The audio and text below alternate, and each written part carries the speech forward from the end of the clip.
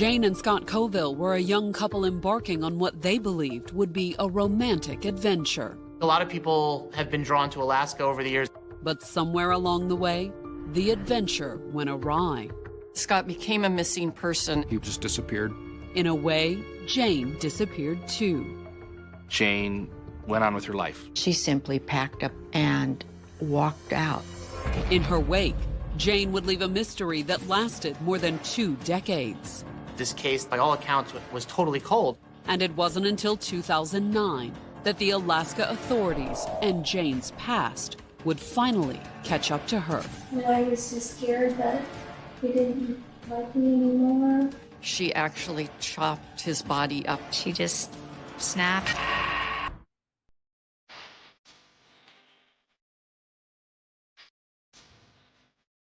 Oswego, Illinois, January 22nd, 2009. It was a little after 6 o'clock in the evening when 44-year-old Jane Reth sat down in a police interrogation room. You know, we really appreciate you coming down here and talking to us. The investigators she was talking to weren't local, however.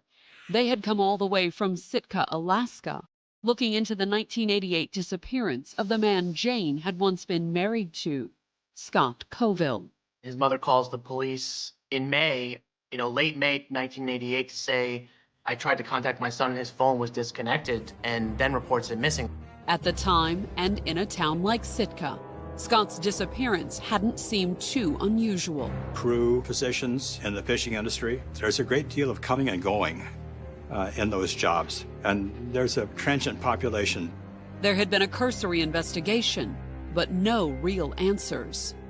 He just disappeared. Family hadn't had any contact with him for years. This case that, by all accounts, missing person. But recently, the nearly 22-year-old case had gone from cold to hot. And it had gone from a missing persons case to a homicide. The authorities got information that Coville had been killed in Sitka. It was that new information that had brought the Alaska detectives to suburban Chicago to question Jane, who appeared willing to cooperate with the investigation. I want to be compliant, but I'm scared too. What are you scared of? Scared of the whole thing, scared of being charged. I'm just scared. But I imagine that's a pretty shocking thing for her, because I don't think she would have known that these guys were looking into this case that she probably thought was closed up and had gone away. Born in 1964, Jane Lim grew up in California. An only child, Jane often struggled to get along with her mother. Her mother was very critical of Jane, just the way she walked, the way she dressed, anything. She was always giving her a hard time about it and, laying guilt trips. But Jane found ways to cope. She had a dad that helped to make up for it. And she had lots of friends as well. But she understood that her mother probably wasn't quite right, had issues of her own, and maybe she was raised that way as well. When Jane graduated from high school in 1983, she leapt at the chance to become more independent. Enrolling in La Sierra College in Riverside, California, she majored in physical therapy. Jane did have an interest in exercise physiology, how the body worked, how to best perform, kind of more into sports-related things. Jane excelled at school, and not just academically. Away from her mother, she blossomed socially. She seemed very happy, very content with life. I just got a really positive feeling from her. She was very outgoing. She could make friends very quickly. And she had no trouble attracting men. She always looked good, and she could flirt a little bit. Most of the freshmen's flirting was with one man, 21-year-old Scott Coville. A free-spirited biology major with a thirst for adventure, Scott had just enrolled at La Sierra after spending a year as a student missionary in Micronesia. He just kind of heard his own little drummer and kind of did his own thing. Soon, Jane and Scott were an item of sorts. He liked her, and they were kind of going places together on campus, but it wasn't really dating, officially. However, over the next few years, the relationship grew serious. They seemed like They joked and they seemed like they really cared for each other. Scott was less serious about his studies, however. In 1986, he dropped out of school before finishing his degree. Scott Colville, I think, was pretty typical. A lot of young men are looking for adventure, looking to make some money. And Scott figured he'd found just the place to do both. Sitka, Alaska. Sitka, Alaska is a community of 9,000 people on Baranof Island. We're isolated. There are no roads in or out. It's served by Alaska Airlines jet service and Alaska State Ferry. Isolated and surrounded by incredible scenery, Sitka retained the raw atmosphere of a frontier town founded by fur trappers and gold miners. A lot of people have been drawn to Alaska over the years. That's kind of an old story. I mean, of just somebody being a little bit discontented and heading up there looking for something different. And it kind of sounded like that was the case with Scott. By 1986, the furs and gold were long gone, but there were still plenty of opportunities for a young man to make quick money. Commercial fishing is a huge industry in Southeast Alaska. There are lots of young people starting out in the industry. There's a lot of intensive manual labor in fishing, and so for that reason, there are a lot of young people who do it. It's dangerous work, it's hard work, you're making a lot of money, you're making it pretty fast. It's a work hard, play hard mentality. Lured by the promise of fast money in an exotic setting, Scott moved to Sitka. He didn't deliberate on things. You know, he was not one that thought about it lengthily and here's all the pros and here's all the cons. He would just get an idea and then he'd just, boom, he'd run with it. Jane didn't run with him, however. She stayed behind in California and finished her degree. She's not one of those people that just kind of went halfway on things. She, when she made up her mind and decided to do something, she did it. Over the next several months, the college sweethearts kept in touch. They were corresponding and calling and writing and that type of thing. And when Jane graduated in the summer of 1987, Scott returned home to California for a brief visit. Scott came back down for the graduation and asked her to marry him. Jane accepted. That fall, the couple flew to Alaska together and on October 24th, married in a small civil ceremony at the Sitka courthouse. They did seem happy, especially right at first. For Jane, with her brand new degree in physical therapy, there were plenty of opportunities in Alaska beyond fishing boats and salmon canneries. Sitka has a very large healthcare community. 2 hospitals, one owned by the city and another larger 4-story regional hospital. The medical field is one of the largest employers here in Sitka. As Jane worked toward her physical therapy license and looked for a full-time job in the medical field, Scott took several short-term jobs. So many young men that are coming up, it's kind of a transient environment. They'll come up and work for a few months, maybe a year, maybe a season. Scott's free-spirited habits didn't make holding down a job any easier. Scott Colville got fired from the mill for smoking marijuana on the job. And by early 1988, after just a few months of marriage, the honeymoon seemed to be over. Their life in Sitka, by all accounts, wasn't terribly happy. They were living in a trailer on the edge of town and struggling to make ends meet. It was more of an older trailer, run down, wasn't in real good shape. There was, however, one bright spot. In February of 1988, Jane and Scott made a short trip to California. The quick 4-day visit offered a much-needed break from the hard Alaska winter and an opportunity to celebrate their marriage with family and friends. It was time to kind of come home to at least where Scott was from and do it proper. Have probably, have the party, have the church wedding, and it was a big deal. In fact, it would turn out to be an even bigger deal than anyone realized. The last time we saw him was when he left after the church wedding. The couple sounded happier when she and her husband hung up that night. We said, call anytime you want to talk, and it's hard. I can remember being first married. At times, you drive each other crazy, However, Jane and Scott never took his parents up on their offer to mediate. In fact, after that March phone call, weeks passed without a word from their son. He had stopped calling. Scott and Jane weren't answering their phone either, although that didn't really worry the Covilles at first. He worked varying hours and very erratic shifts, and so, maybe they're at work. He's at work, or she's at work, or they're gone, or whatever. But then they were unable to reach Scott on his birthday. April 12, 1988 comes and goes without any word. That's when Scott's parents started to worry, although in the beginning, they were more concerned about the marriage than their son's safety. Right at first, we thought, okay, they probably had a fight and he just left. Then in mid-May, nearly 2 months after that March phone call, Jane finally made contact with her in-laws. She had sent me a Mother's Day card a month afterwards and signed it, "Love, Scott and Jane." But there was something wrong. The card was postmarked from San Bernardino, California, not Alaska. She began to suspect something bad had happened to Scott. We just kept trying to connect. And after 2 more frustrating weeks of listening to Scott's phone ring, they finally got an answer. I got the recorded message that that phone number was no longer in service. Coming up, Scott's mother reports him missing. It just was not Scott's behavior to just walk away. And Jane moves on. It wasn't like she was on the run.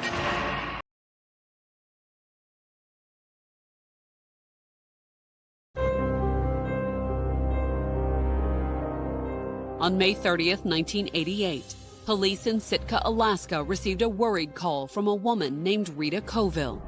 She told the police that her son Scott and his wife Jane had been living in Alaska since October of 1987. They were from California and had just moved here for a short time for some job opportunity. But then, after a strange phone call in March where the newlyweds indicated there was trouble in the marriage, Rita said all communication with her son had ceased. His mother had tried to call for several weeks, kept getting a busy signal at his phone, and then finally called and learned that the phone was disconnected. That was when I called the police in Sitka. Scott's mother was worried, but for the Sitka police, the call was fairly routine.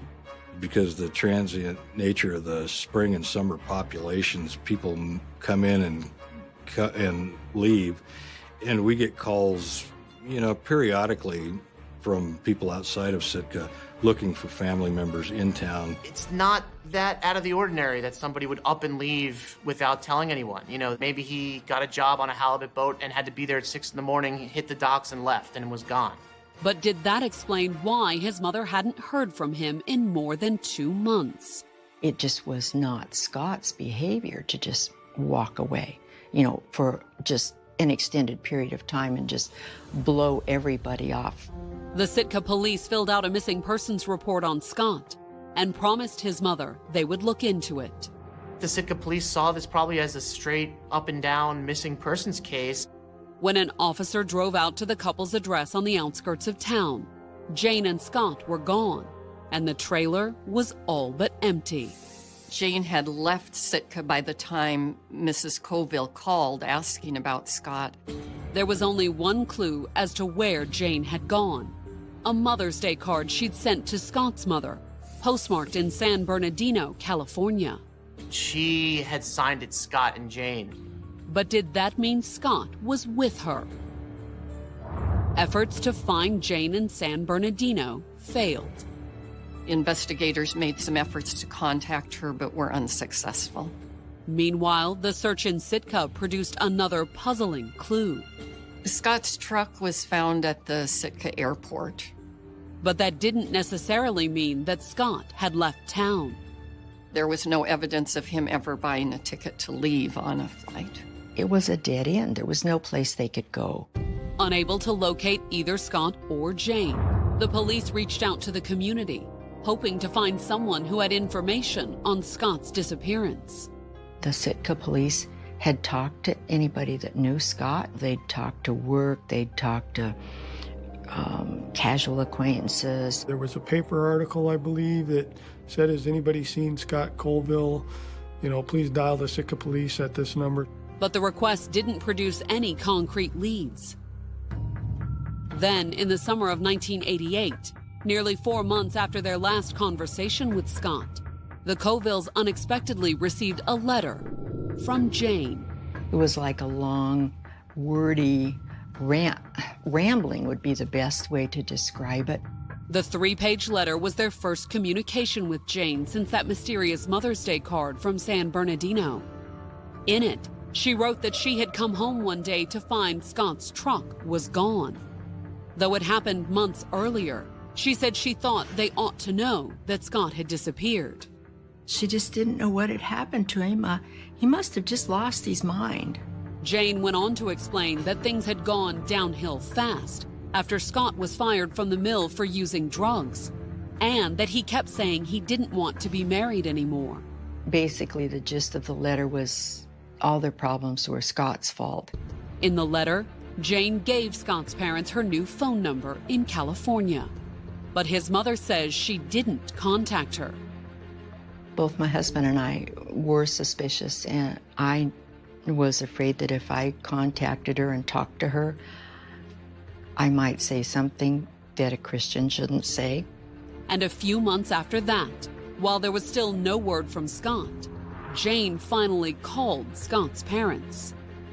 She said she was in San Diego and she wanted to go to a party that night, and she was pretty sure she'd left a cocktail dress in one of the closets in our house before they got married, and she wanted to know if a friend of hers could come over and look through the closets in the house to find the dress. Scott's parents were livid. Mr. Colville said, you can come get it, but please don't send a stranger, come yourself. Jane never came. We never talked to her. We never saw her again. Meanwhile, by August of 1989, Scott's disappearance had been officially declared a cold case. But the family held on to hope. Rita talked about picking up the phone and hoping it was Scott and saying sometimes, "Scott?" Eventually, however, even the Colvilles gave up. After about probably 4 or 5 years, I was convinced in my heart that he was dead. Finally, 6 years after Scott's disappearance, the family asked the Alaska authorities to make it official. In 1994, Scott Colville had been declared deceased by a court. But Scott's family still harbored the suspicion that Jane may have had something to do with Scott's likely demise. It was inconceivable to me that a woman who had been married legally 6 months, if her husband suddenly vanished, wouldn't at least contact his parents to say, "We had a terrible fight and, he was angry and he left. Did he come to your house?" She never notified the police that he was missing. She simply packed up the things that she wanted, left the rest, and walked out. And as far as they could tell, Jane never looked back. After Scott disappeared in 1988, Jane went on with her life. By the time her husband was declared dead in 1994, Jane had been living in Southern California for 6 years, working as a physical therapist. It wasn't like she was on the run, living in dirty motels or trying to conceal her identity. Jane had, however, found religion, devoting much of her free time and money to the Seventh-day Adventist Church. I remember her always giving money to the church. I never knew exactly how much, but I know she was always giving and wanted to be a part of it and helping people in the community. Jane also traveled as a missionary, making trips to China and Nepal. And by 1998, 10 years after Scott's disappearance, Jane had a new man in her life, Christopher Reth. He was a corporate jet pilot and just a tall, handsome guy, very confident. The couple married in July of 2000 and moved to Illinois. Chris continued to fly, and Jane, now 36, took a new job and stayed active in the church. She had been living a totally normal life. She seemed happy and, seemed quite content to be his wife. Jane's happiness wouldn't last, however. By their 5th anniversary, the marriage was over. But the divorce from her second husband would be the key to solving the disappearance of Jane's first husband. Coming up, Jane's ex-husband reveals a shocking secret. Shortly after they were married, Jane confided in him. And she faces some tough questions. Just cover what happened that night with Scott.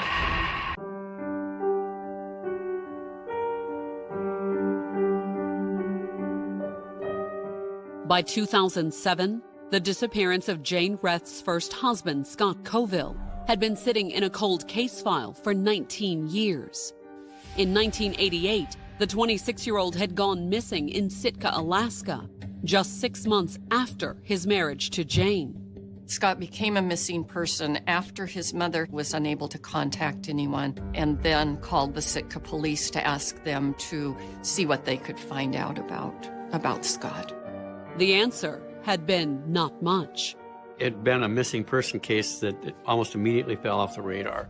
But on May 22, 2007, after nearly 2 decades, a surprising phone call would put Scott Coville's disappearance back on the radar. The caller was an investigator with the Catholic Church who was looking into Jane's second marriage. The marriage to a pilot named Christopher Reth had ended in divorce 2 years earlier. He was seeking an annulment so that he could marry in the Catholic Church. Part of that procedure with the Catholic faith organization was to have a background or investigation done. The investigator, a retired LAPD homicide detective, told the police in Alaska that Chris had revealed a shocking secret. Christopher Reth said that shortly after they were married, Jane confided in him that she had killed Scott Coville. When the Alaska State Troopers Cold Case Unit contacted Chris, he repeated what he had previously told the church investigator. And then he agreed to help detectives get proof against his ex-wife. Christopher Reth agreed to participate in a phone call to Jane in which he would try to get her to make incriminating statements. Unbeknownst to her, investigators would be listening. On September 24, 2007, Chris phoned Jane while the Alaska authorities listened in. During that conversation, Ms. Reth made statements that confirmed what Christopher Reth had said, that she indeed had told him that she had killed Scott Coville. After almost 20 years, the authorities had Jane on tape admitting to killing Scott Coville. But was it enough? Doesn't usually lead up to an arrest because they can always backtrack on you. So you really need to sort for the physical evidence. But finding physical evidence of a murder after 19 years was going to be a challenge, especially in a place like Alaska. It's wide open territory up here. If you wanted to get rid of a body, this would be a good place to do it. Even worse, they had no idea where to begin to look for one. What we did is started backtracking to see where he'd been, who he'd been, and the people he was associated with.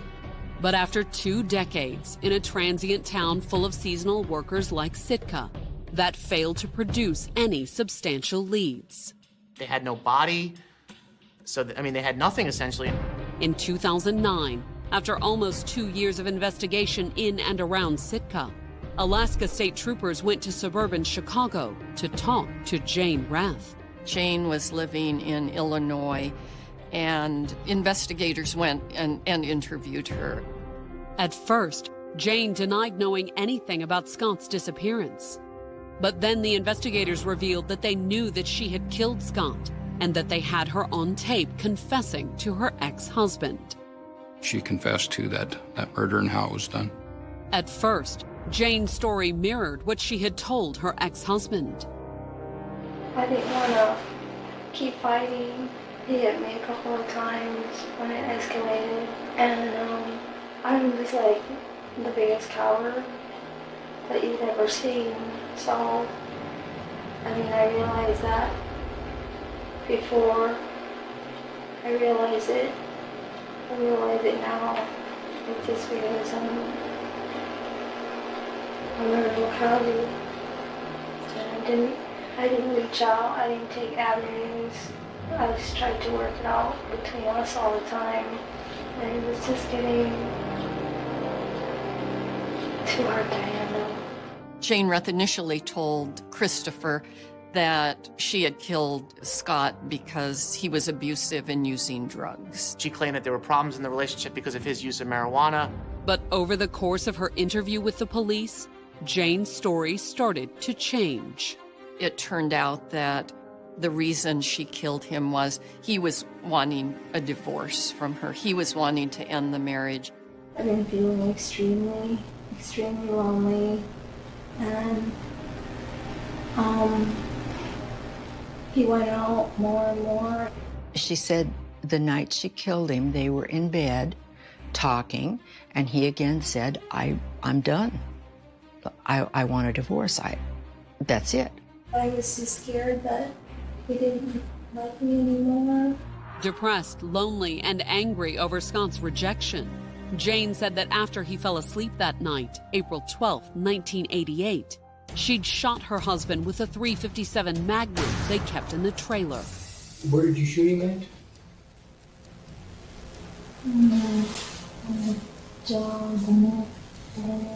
I would suspect that possibly her husband was critical like her mother was. Maybe he mimicked some type of behavior that her mother had, and she just snapped or went over the edge. But the fact that she had shot Scott wasn't the most shocking admission that Jane made during the interview. After shooting Scott, she actually chopped his body up. What did you use? Jane said that she had stuffed Scott's dismembered remains into garbage bags and left them in nearby trash cans, along with the bloody mattress. I think going through her mind, she had to do something with him because she's going to get caught if the body remains there. It was a crude plan, dumping his body in the trash, but it had worked. It's believed that the bags were picked up routinely and that the body must have been incinerated. After disposing of his body, Jane said she had cleaned up the scene inside the trailer. You had to swing the axe over your head and come down, right? And that left a lot of blood in the bedroom, you know, what we call cast-off blood. On the walls, on the ceiling and stuff. How did you get all that off?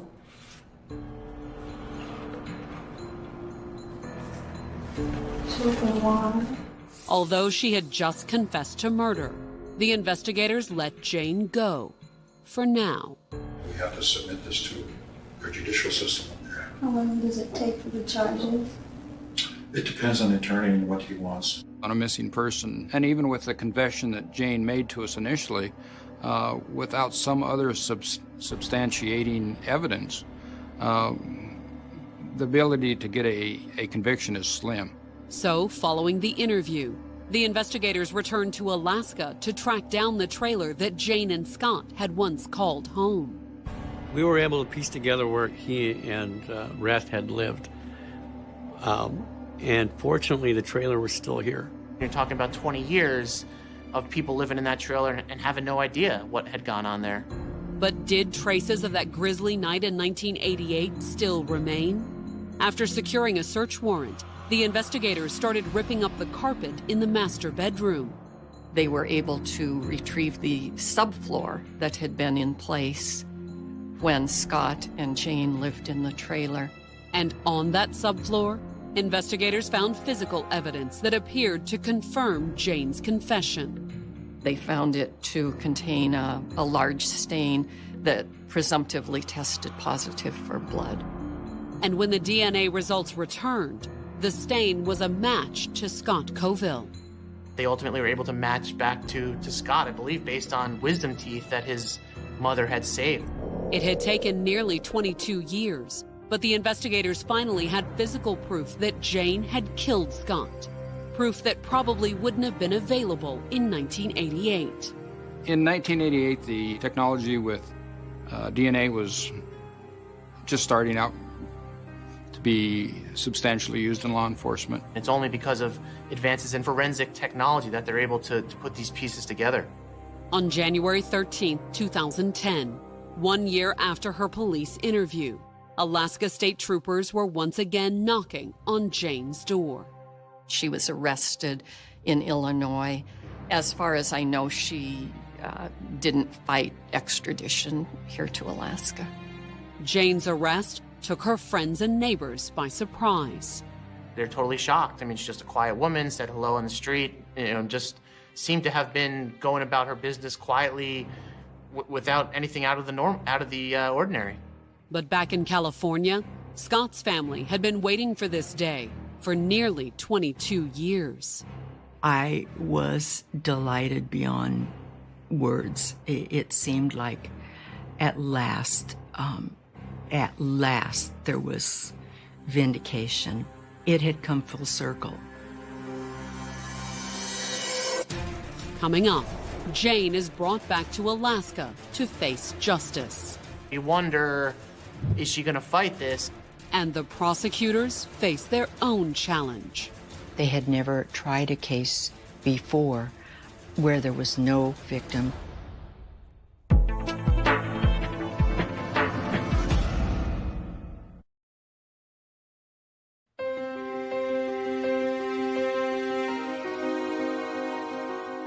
On the morning of February 3rd, 2010, 45-year-old Jhene Reth was back in Sitka, Alaska, to be arraigned on murder charges.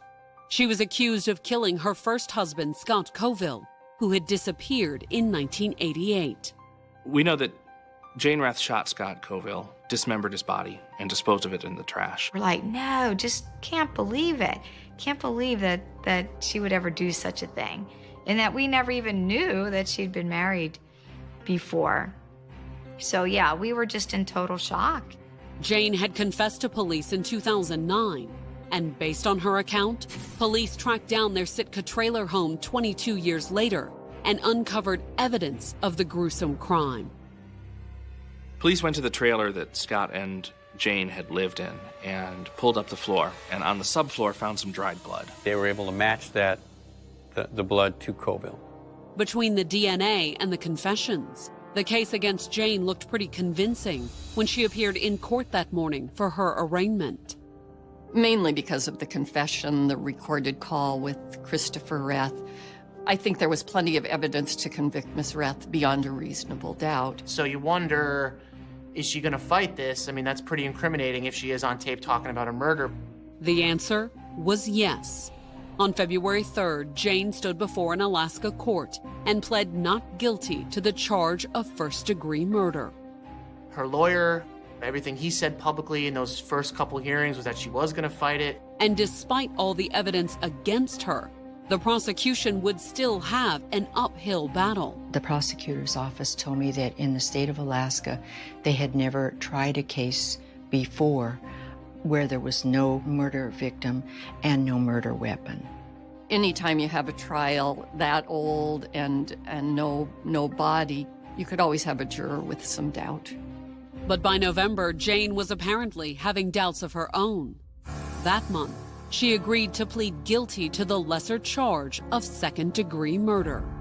The difference between murder in the first degree and murder in the second degree is first degree requires showing intent, and second-degree murder can just be reckless. But when it came to sentencing, the differences between first and second-degree murder weren't quite so clear-cut. Under both, the maximum sentence is 99 years, but in Alaska we have some benchmarks that are normally quite a bit lower for murder in the second degree. A plea deal would spare Scott's family the ordeal of a trial, however. When Jhene pleaded guilty, I was ecstatic. I was overjoyed that we could avoid a trial. But at what cost? The minimum sentence for second-degree murder was a mere 5 years. The prosecutor wanted 70 years. The defense attorney wanted 5. And at that moment, my heart just sank because we were just like, 5 years? You've got to be kidding me. Ultimately, it would be up to a judge to decide.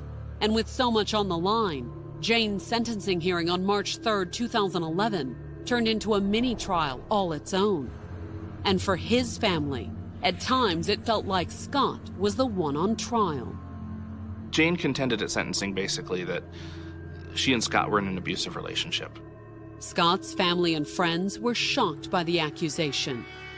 I had never seen him violent. He was not the abusive type. I had never seen any anger or any type of abuse from him. Nor, according to the prosecutors, did the record reflect any sort of domestic violence prior to Scott's murder. We didn't see any calls to the police department as far as domestic violence calls. We just didn't find any violence in his history that we could come up with to show that that would be a domestic violence situation as Jhene had claimed. The defense countered by pointing out that just because Jhene never told anyone or dialed 911 didn't mean the abuse never occurred. We know of domestic violence victims that socially it's a very difficult thing to talk about. Plus, there was one record that Jhene had sought help, just not from the police. Jhene sought the services of Sitkins Against Family Violence, which is the local domestic violence women's advocacy organization. She had stayed at SAFE, which is the women's shelter. Even more important to the defense, she had stayed at the shelter approximately a month before the shooting. Exactly why Jhene had sought help wasn't entirely clear, however. The shelter's records were sealed. All we know is that she stayed there at some point, and we know what they do, but it's hard to say the specifics of the case because it's all confidential. The prosecutors argued that the abuse claims were simply a smokescreen. Earlier in her confession to the police, Jhene had admitted to shooting Scott because she was angry that he wanted a divorce. She shot him in the neck while he was sound asleep. This was not a case of her defending herself. Then the prosecutors closed out their presentation to the judge with impact statements from Scott's family. Testimony on Scott's side included his mother, who talked about wishing that he was just out there somewhere and not gone. To counter Scott's family, the defense had a powerful witness of its own, the woman whose fate was on the line. They closed out their presentation to the judge by putting Jhene on the stand to make an impassioned plea for mercy. I would do anything in my power, physically, intellectually, emotionally, and spiritually, to make up for what I've done. In fact, Jhene claimed that she'd spent the 22 years since Scott's death trying to make up for what she had done. I've done things in service of my guilt for others. I don't know if anything is ever enough. I am truly, truly sorry for what I have done. Even more if that could be expressed somehow in words and action. Coming up, the judge makes his decision. Ms. Reth, in fact, tried to do things to atone for what she had done.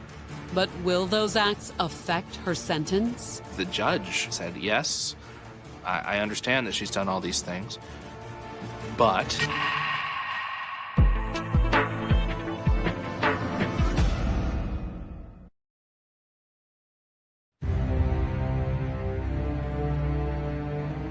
On March 3, 2011, Jhene Reth stood before an Alaska judge, awaiting her sentence for second-degree murder.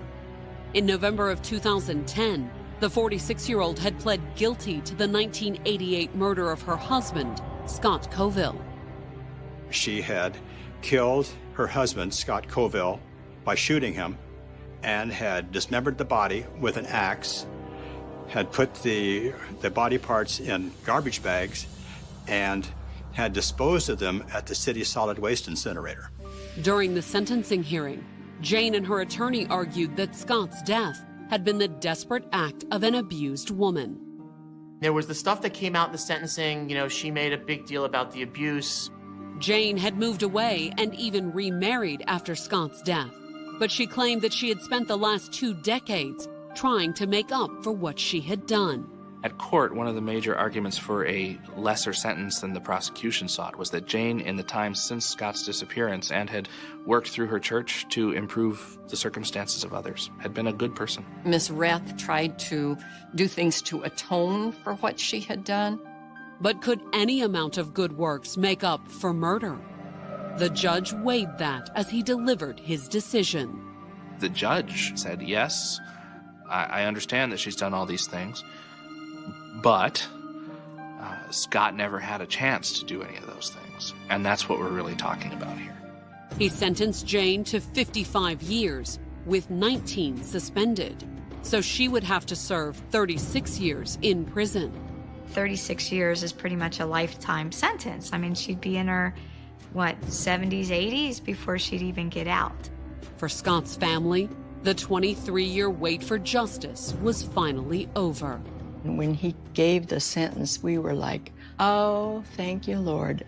Just incredible relief. It's like we've all been able to close that door and just remember the happy times and the fun times. But were they the only ones who were relieved? After more than 2 decades, Jhene Reth no longer had to run from her past. I think she's more free, being where she's at, knowing that she's paying the price and not always looking over her shoulder.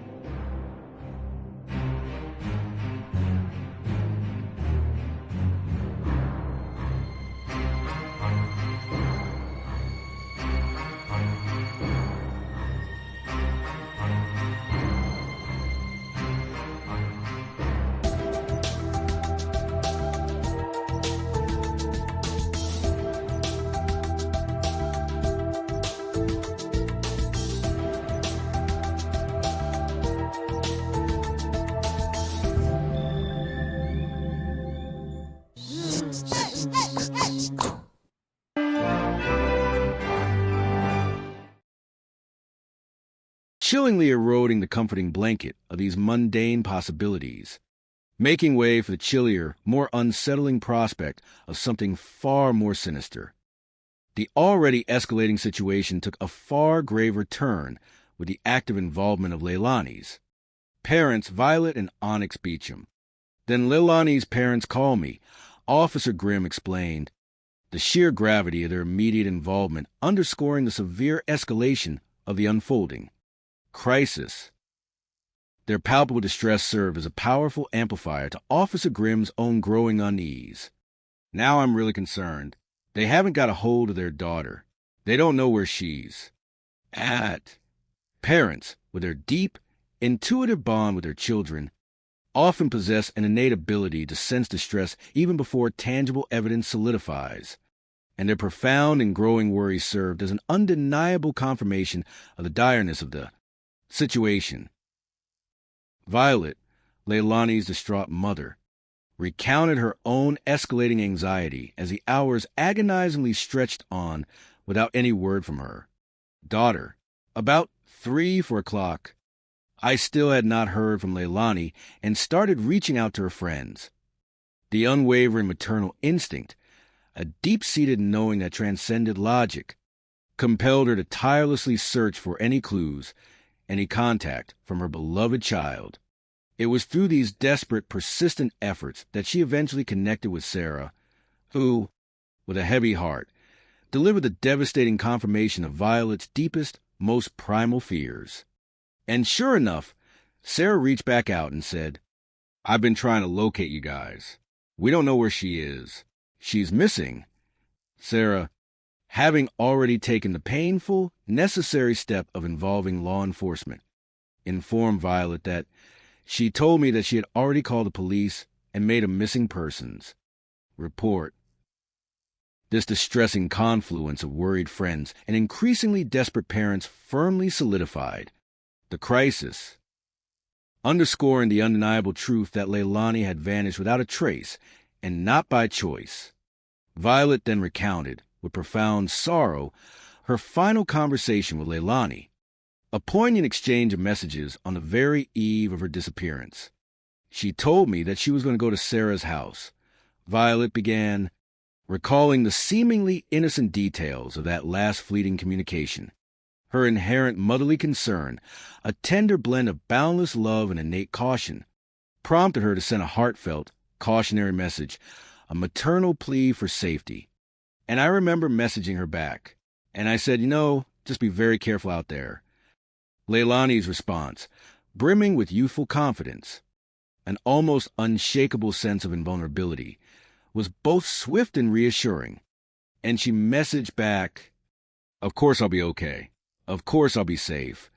These seemingly innocuous words, now imbued with a terrible and agonizing irony, became the last direct communication Leilani's mother ever received from her, and that was the last message I got from her. It was a message that forever haunted Violet, a final innocent reassurance before the silence fell, a cruel testament to the fragility of life and the sudden, unforgiving grip of tragedy.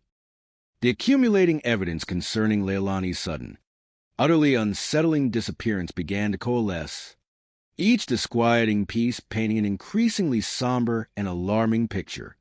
Her pattern of life went dead at 10 o'clock in the morning, Officer Grimm noted with stark, unsettling precision, emphasizing the unnerving and complete halt to all typical activities and communications from the young woman, so she has no contact, no outgoing phone calls on her phone, her phone's off, beyond the eerie and impenetrable silence emanating from her mobile device, a comprehensive check of her financial activities, a digital ledger of modern existence, revealed a similarly chilling and profound void, no bank transactions on her debit cards.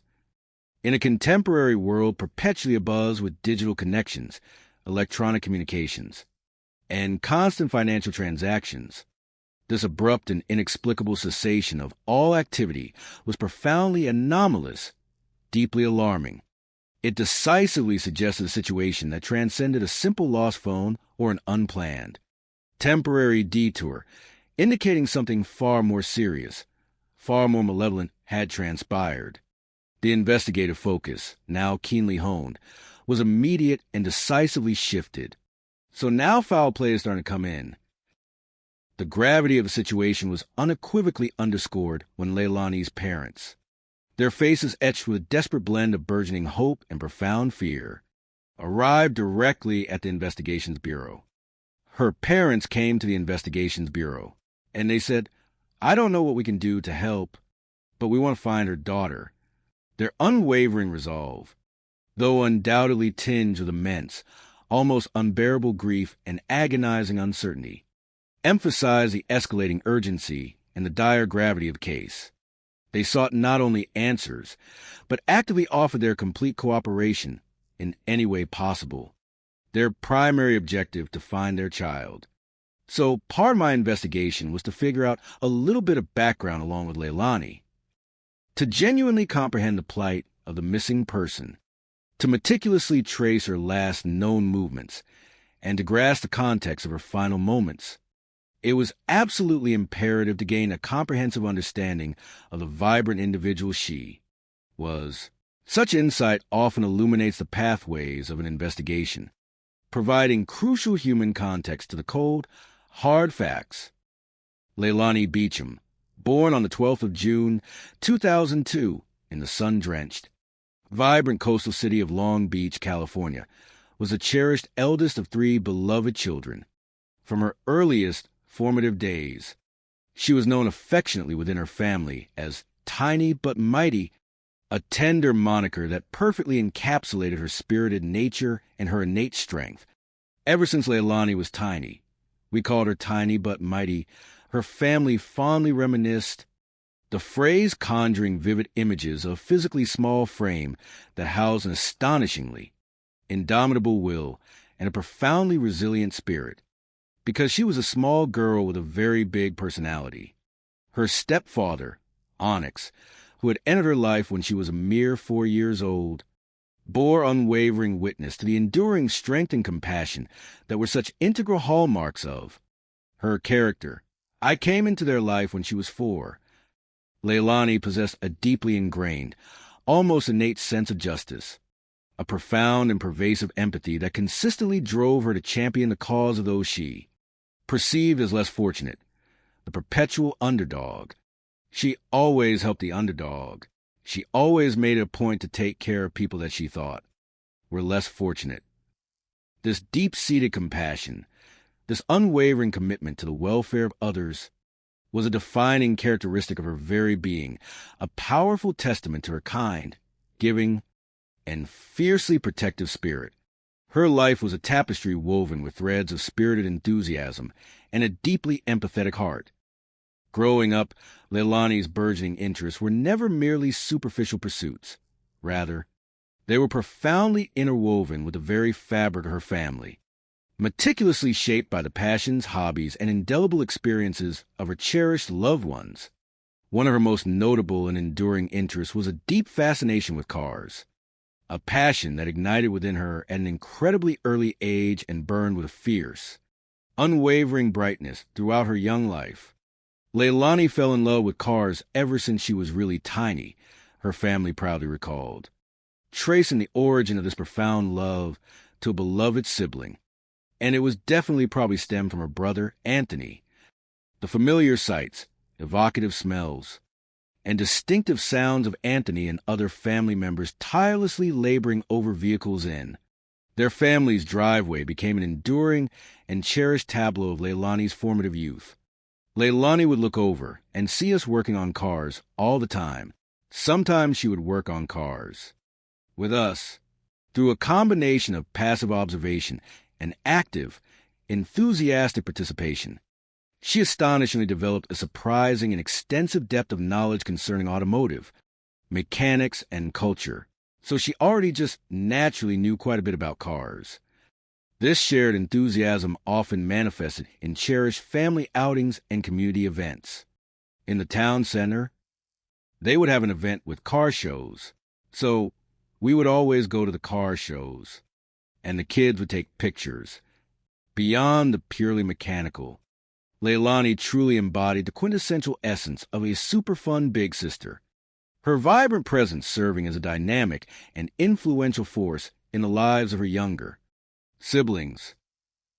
Me and her always used to go to Jamba Juice and have movie nights, and she always used to do my makeup and stuff like that, very girly stuff. These were the tender, everyday moments infused with sibling camaraderie and shared joy that meticulously wove the rich and intricate tapestry of her life, moments that would, with profound and heartbreaking irony, soon be tragically cherished as fleeting, irreplaceable memories. Following her successful navigation of the rigorous challenges of high school, Leilani embarked with hopeful enthusiasm on the next significant chapter of her academic journey, enrolling in a college program situated in San Jose. There, she chose a career path that, at first glance, appeared to diverge somewhat from the greasy mechanics and glittery cosmetics of her childhood interests. Instead of pursuing careers directly related to automotive culture or the artistry of makeup, she set her ambitious sights on the dynamic and competitive world of real estate, a decision undoubtedly inspired by the established professional endeavors of her respected parents. Onyx is a broker as well, too, so I think that's where she was getting that drive from. Her family explained, noting the influential and motivating role played by her stepfather, and then Violet a real estate agent, so it was just in the family. This nascent career ambition filled her parents with immense pride, a powerful testament to her determination, her intelligence, and her innate aptitude for business. Leilani made me proud pretty much in anything that she did.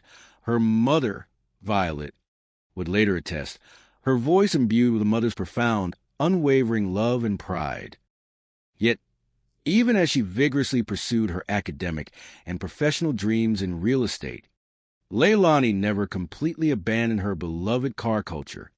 It remained a significant, cherished, and integral part of her leisure time, a vibrant community and a beloved pastime that consistently brought her immense joy, a profound sense of belonging, and an exhilarating escape from the everyday. One of her favorite pastimes was attending car sideshows, her loved ones fondly recalled.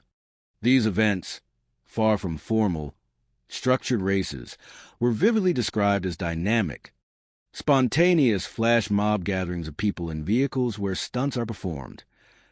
Here, powerful and iconic American cars like Mustangs, CTSVs would expertly drift, slide, do donuts, showcasing raw, untamed power, and astonishingly skilled driving. It was more than a mere hobby. It was a subculture, an alternative, extended family that embraced its members with open arms. A community built on shared passion and mutual respect. It was like another family being in that scene. For Leilani and her devoted friends, these gatherings were more than just events. They were vibrant spaces of profound freedom, exhilarating excitement, and deep, enduring camaraderie. Me and Leilani were going to these parties and meeting new people and just having fun, like enjoying our life. These were the precious moments that defined her youthful vivacity, moments that, in hindsight, would take on a tragically bittersweet quality. With the vibrant and exciting approach of the Halloween season, Leilani and her close circle of friends, brimming with youthful anticipation and boundless energy, had enthusiastically begun to weave elaborate plans for their upcoming celebrations. The holiday itself offered Leilani a truly unique and irresistible canvas for her creative spirit, a wonderful opportunity to express herself in ways both whimsically imaginative and strikingly bold. She liked the whole idea of doing her hair crazy, doing her makeup fun, and just being something that she's not for a day. Her friends remembered, painting a vivid and heartwarming picture of her embracing the transformative and playful power of costume and self-expression.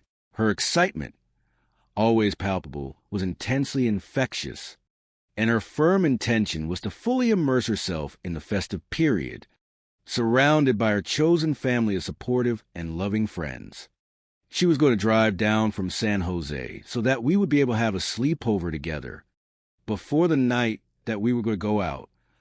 These were the simple, joyful arrangements that defined her bustling young life, a poignant testament to her vibrant spirit and the close, meaningful bonds she so diligently cultivated. We were just super excited. But now that infectious excitement had, with brutal swiftness, curdled into a chilling and impenetrable silence.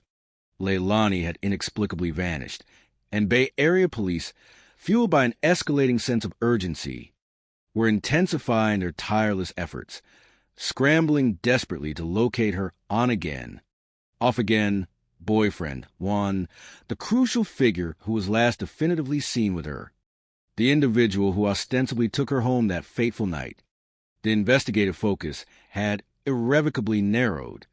"We're looking for a guy named Juan," Officer Grimm affirmed, his words emphasizing the pivotal role this individual now played in the unfolding, tragic mystery.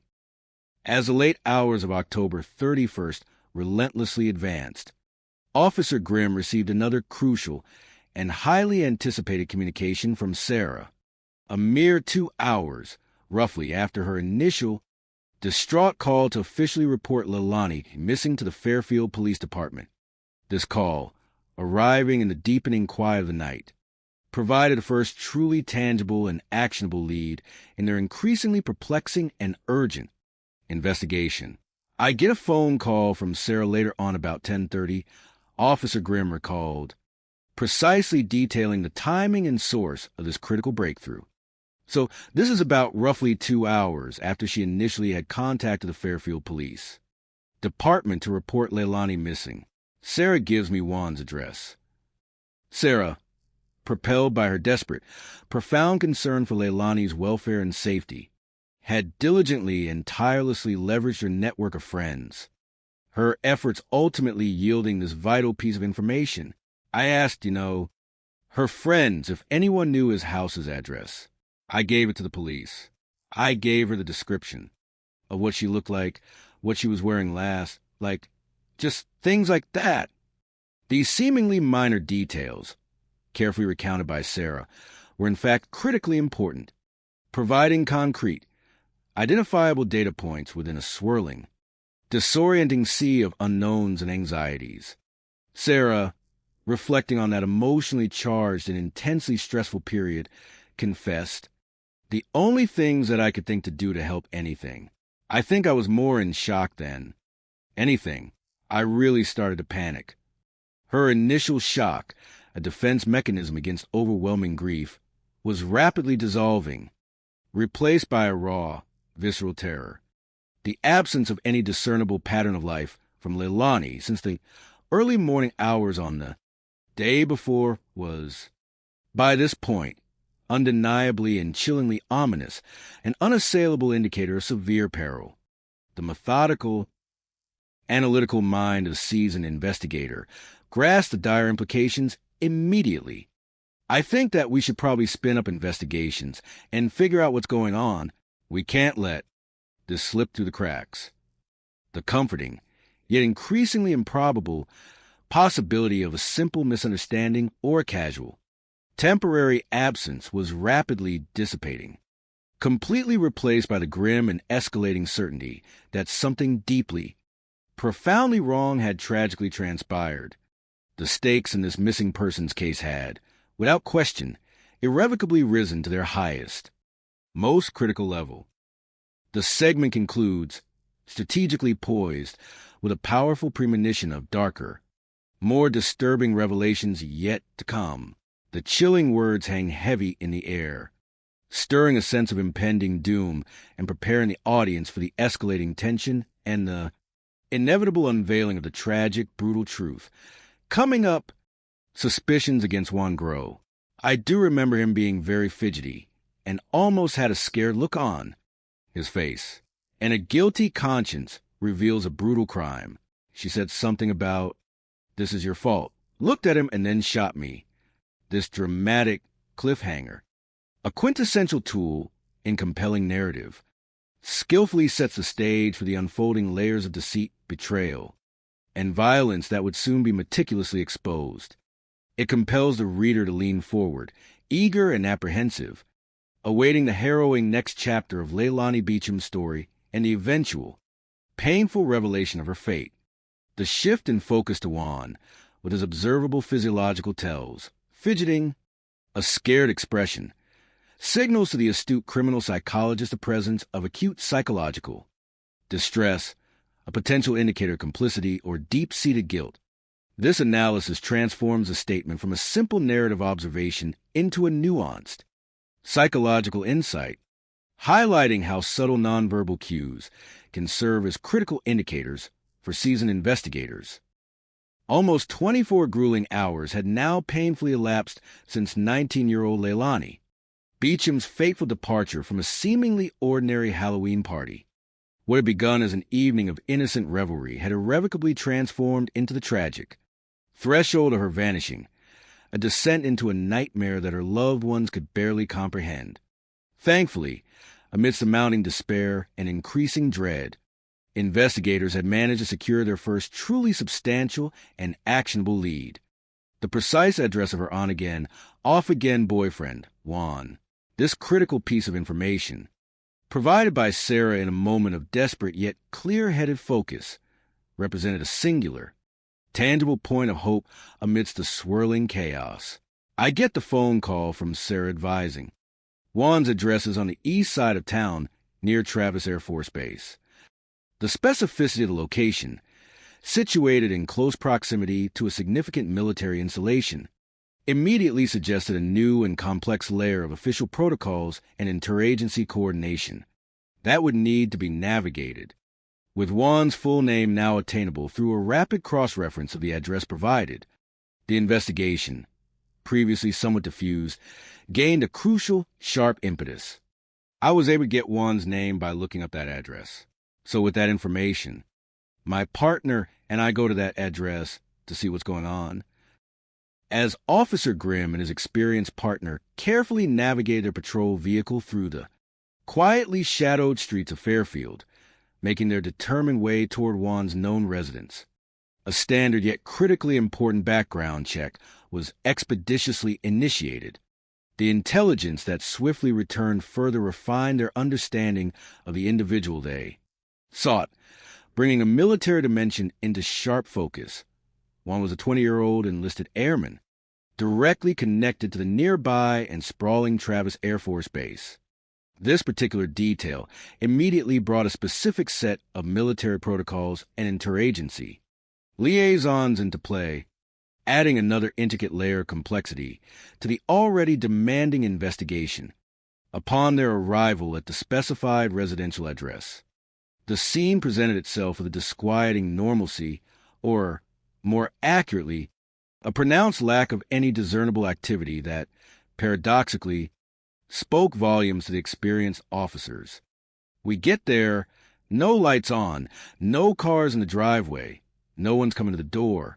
I'm like, okay, well, obviously no one's home. The apparent emptiness and profound quietude of the residents, however, were not interpreted as an immediate deterrent by the seasoned professionals. They understood, from years of arduous experience, that superficial appearances could often be deceptively misleading, and a thorough, exhaustive check of the premises was always absolutely warranted, even in the absence of overt signs of distress. My partner and I decided to walk to the backyard of the residence. From this strategic vantage point, with the aid of open curtains on exterior windows, they were able to conduct a systematic and careful visual sweep of the interior of the house. All the curtains on exterior windows are open, so you can kind of look inside to see the kitchen, the living room. What they meticulously observed was remarkably unremarkable, conspicuously devoid of any obvious or immediate signs of distress, struggle, or indeed foul play. I don't see any broken glass. I don't see any bodies laying down on the ground, on the floor of the residence. Nothing to say, hey, look, something bad had happened inside. The stark absence of any visibly incriminating evidence meant that the immediate mystery surrounding Leilani's disappearance only deepened, creating a perplexing void. But critically, the lead had not gone entirely cold. Leveraging the newly discovered military connection, Officer Grimm expediently initiated contact with the appropriate and specialized military channels. So I had our dispatch center contact security forces to get a hold of Juan's first sergeant to figure out where exactly he is. The military chain of command, with its inherent structure and accountability, represented a vital and indispensable resource, one that possessed a unique capability to pinpoint Juan's precise location and, crucially, to summon him for a thorough and immediate questioning. The following morning, as the sun climbed higher into the crisp autumn sky, bringing with it the stark, unforgiving light of a new day, the detectives received a pivotal update from the military authorities at Travis Air Force Base. The news was both unexpected and profoundly significant. One was not currently present on base and, far more disturbingly, had not been seen or reported for duty for several days. This prolonged and unexplained absence, especially when juxtaposed with the harrowing backdrop of Leilani's sudden disappearance, unequivocally amplified the immediate alarm within the investigative team. Military life, characterized by its strict adherence to schedule, its rigid protocols, and its unyielding accountability for all personnel, render one's extended absence particularly noteworthy and highly irregular. The authorities at Travis Air Force Base, in a commendable and swift effort to actively assist the escalating civilian investigation, promptly directed detectives to Juan's close friend, another airman identified as Damian Ponders. They're directed to Juan's friend, another airman named Damian Ponders. The depth and intensity of their bond were almost immediately apparent, spoken through more than mere words. Juan and Damian are best friends. They're very close. They met through the Air Force and hung out a lot. One actually has Damian's name tattooed on him. That's how close they were. The discovery of this permanent, tangible testament to their profound camaraderie, a stark, indelible mark of shared experience and unwavering loyalty, would soon prove to be a bond severely tested, twisted under an immense and unimaginable psychological pressure. In their preliminary assessments, detectives logically considered the possibility that Damian might have been one of friends Juan brought to the Halloween party on the night Leilani tragically disappeared. A natural and plausible assumption, given the undeniable strength and apparent intimacy of their close relationship. Detectives Chapman and Grimm, seasoned and acutely aware of the mounting pressure, made their determined way to Travis Air Force Base. The structured, almost austere, Military environment provided a stark and disquieting contrast to the burgeoning chaos and profound emotional distress surrounding Leilani's now confirmed vanishing. Their mission was unambiguously clear: to locate and meticulously interview Damien Ponders, with the fervent hope of gleaning any shred of information that could shed illuminating light on Leilani's grim fate. Detective Chapman and I had gone in to interview Damien Ponders and try to learn what happened to Leilani. They found Damien within the confines of his dorm, a sterile, functional living space that would, within a mere few hours, bear witness to a critical and agonizing turning point in the entire, unfolding investigation. Damien was in his dorm at the time, and I asked him the preliminary questions that I do in most missing persons cases. Officer Grimm explained, detailing the standard, yet crucial, opening maneuvers of any interrogation. Damien's initial response, delivered with an air of deceptive calm and unsettling composure, was an unwavering, categorical denial of any knowledge regarding Leilani's whereabouts or what might have befallen her. He said he didn't know where she was at. Damien readily acknowledged his presence at the Halloween party, unequivocally confirming he was there with Juan, but he steadfastly maintained that Leilani had not, under any circumstances, departed the party with them. Damien tells me that he left the party with Juan and goes back to the house in Fairfield. Juan wakes him up and he goes to work. That's essentially the gist of his statement. Damien's carefully constructed version of events, presented with a deceptive air of plausible deniability, directly and unequivocally contradicted the crucial information earlier provided by Leilani's friend, Sarah, who had explicitly stated that Leilani had firmly planned to return to Juan's house. This glaring discrepancy, stark and immediate, instantly triggered a profound and undeniable red flag for the experienced investigators. As a seasoned detective and criminal psychologist, Officer Grimm acutely understood the subtle, often unspoken, nuances of interrogation, the delicate cues, both verbal and nonverbal, that frequently betray the meticulously crafted spoken word and hint at a hidden, uncomfortable truth.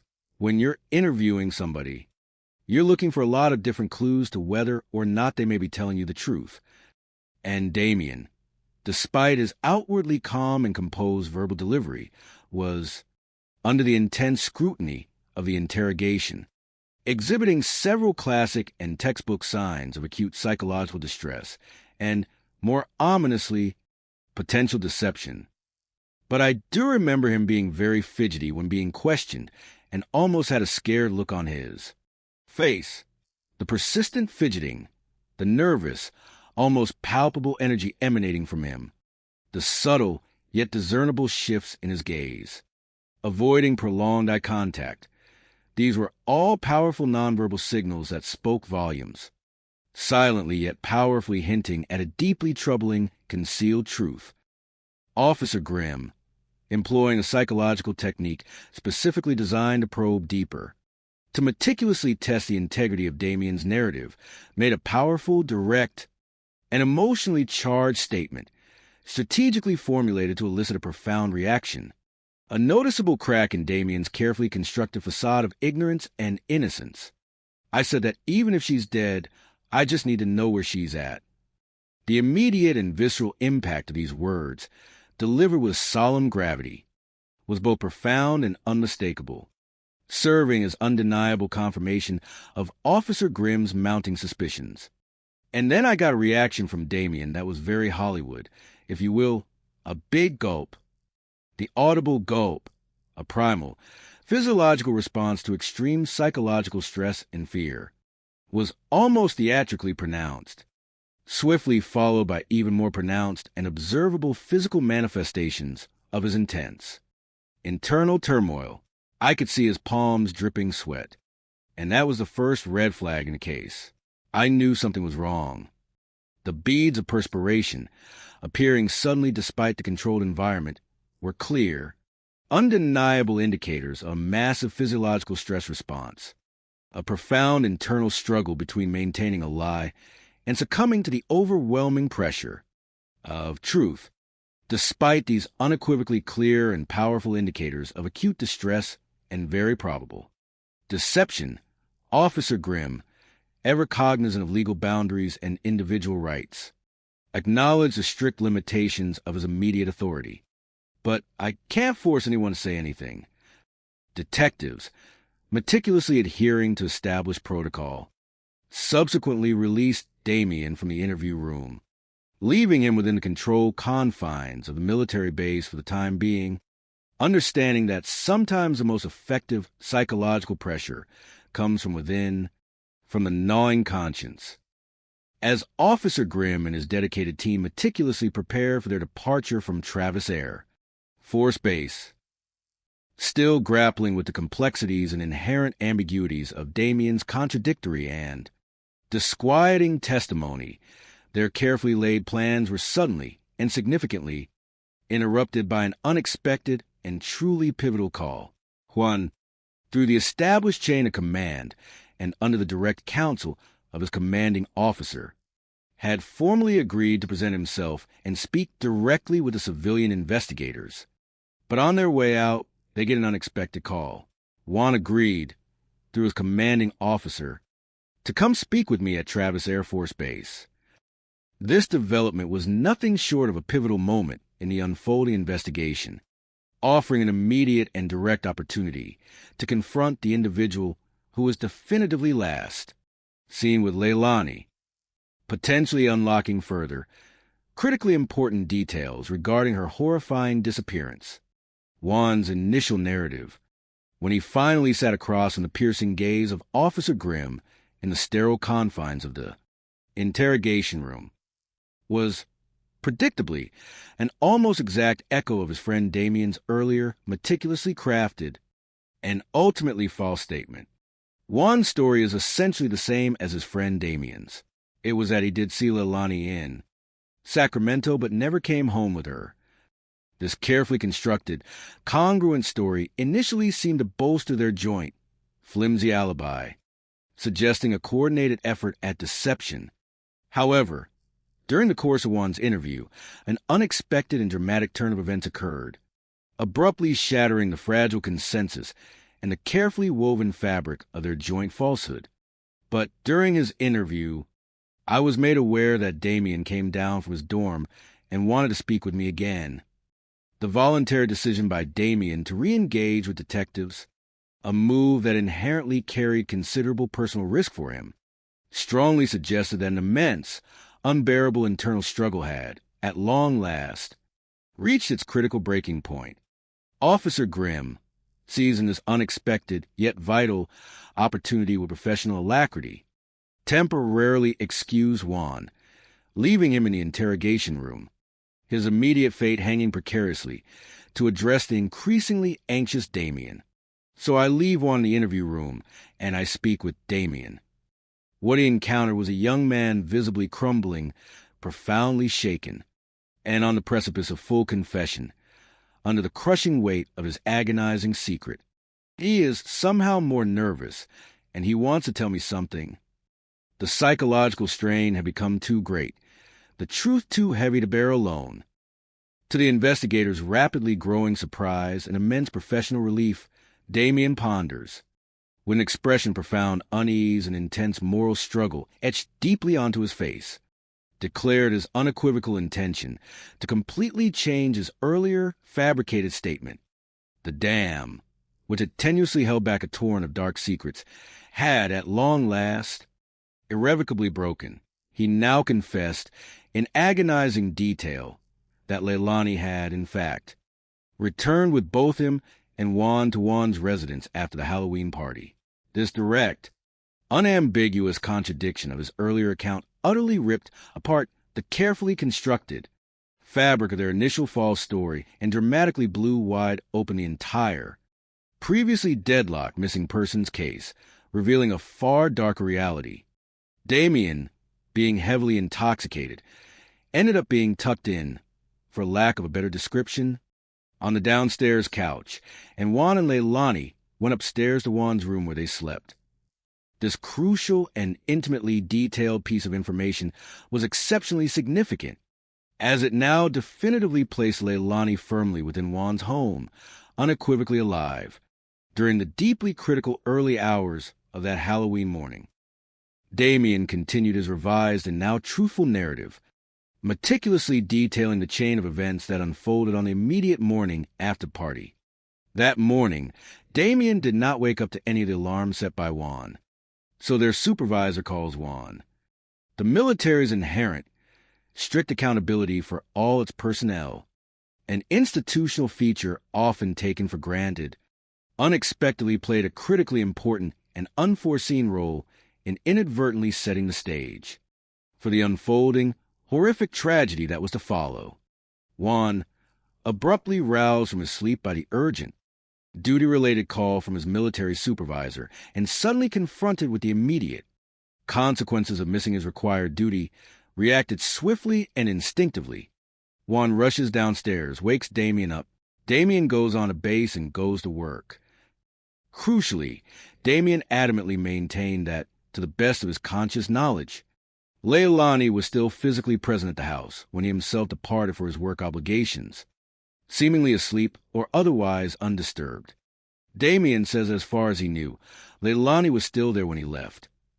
This particular detail placed the responsibility for subsequent events squarely on Juan and whoever else might have been in the house, momentarily absolving Damien of direct knowledge of a murder at that precise time, but crucially setting the stage for his unwitting or perhaps unwilling complicity. However, a mere few hours after Damien had departed for his military duties, a profoundly sinister and deeply disturbing request from Juan reached him, a communication that would forever alter the course of his unwavering loyalty and irrevocably ensnare him in a horrifying and unforeseen act of criminal complicity.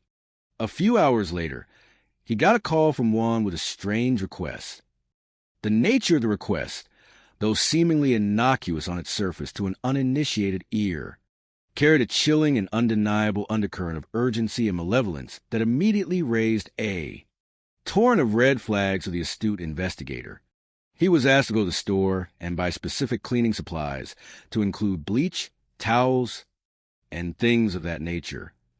The precise and unsettling nature of these specific items, industrial-grade bleach, an abundance of towels, and generic cleaning paraphernalia, instantly resonated with seasoned detectives and criminal psychologists as unmistakable indicators of a meticulously planned cover-up, a desperate attempt to erase evidence of a grievous crime.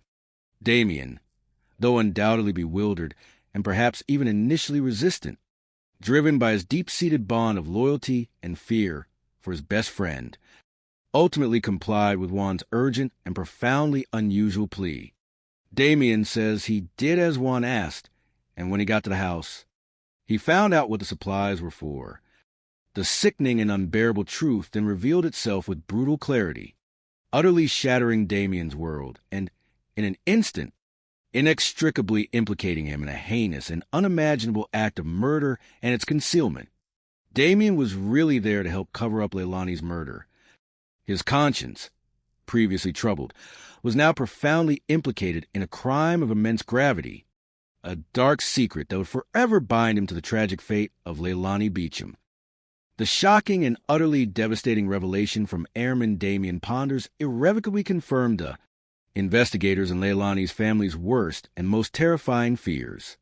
19-year-old Leilani Beecham was not merely missing.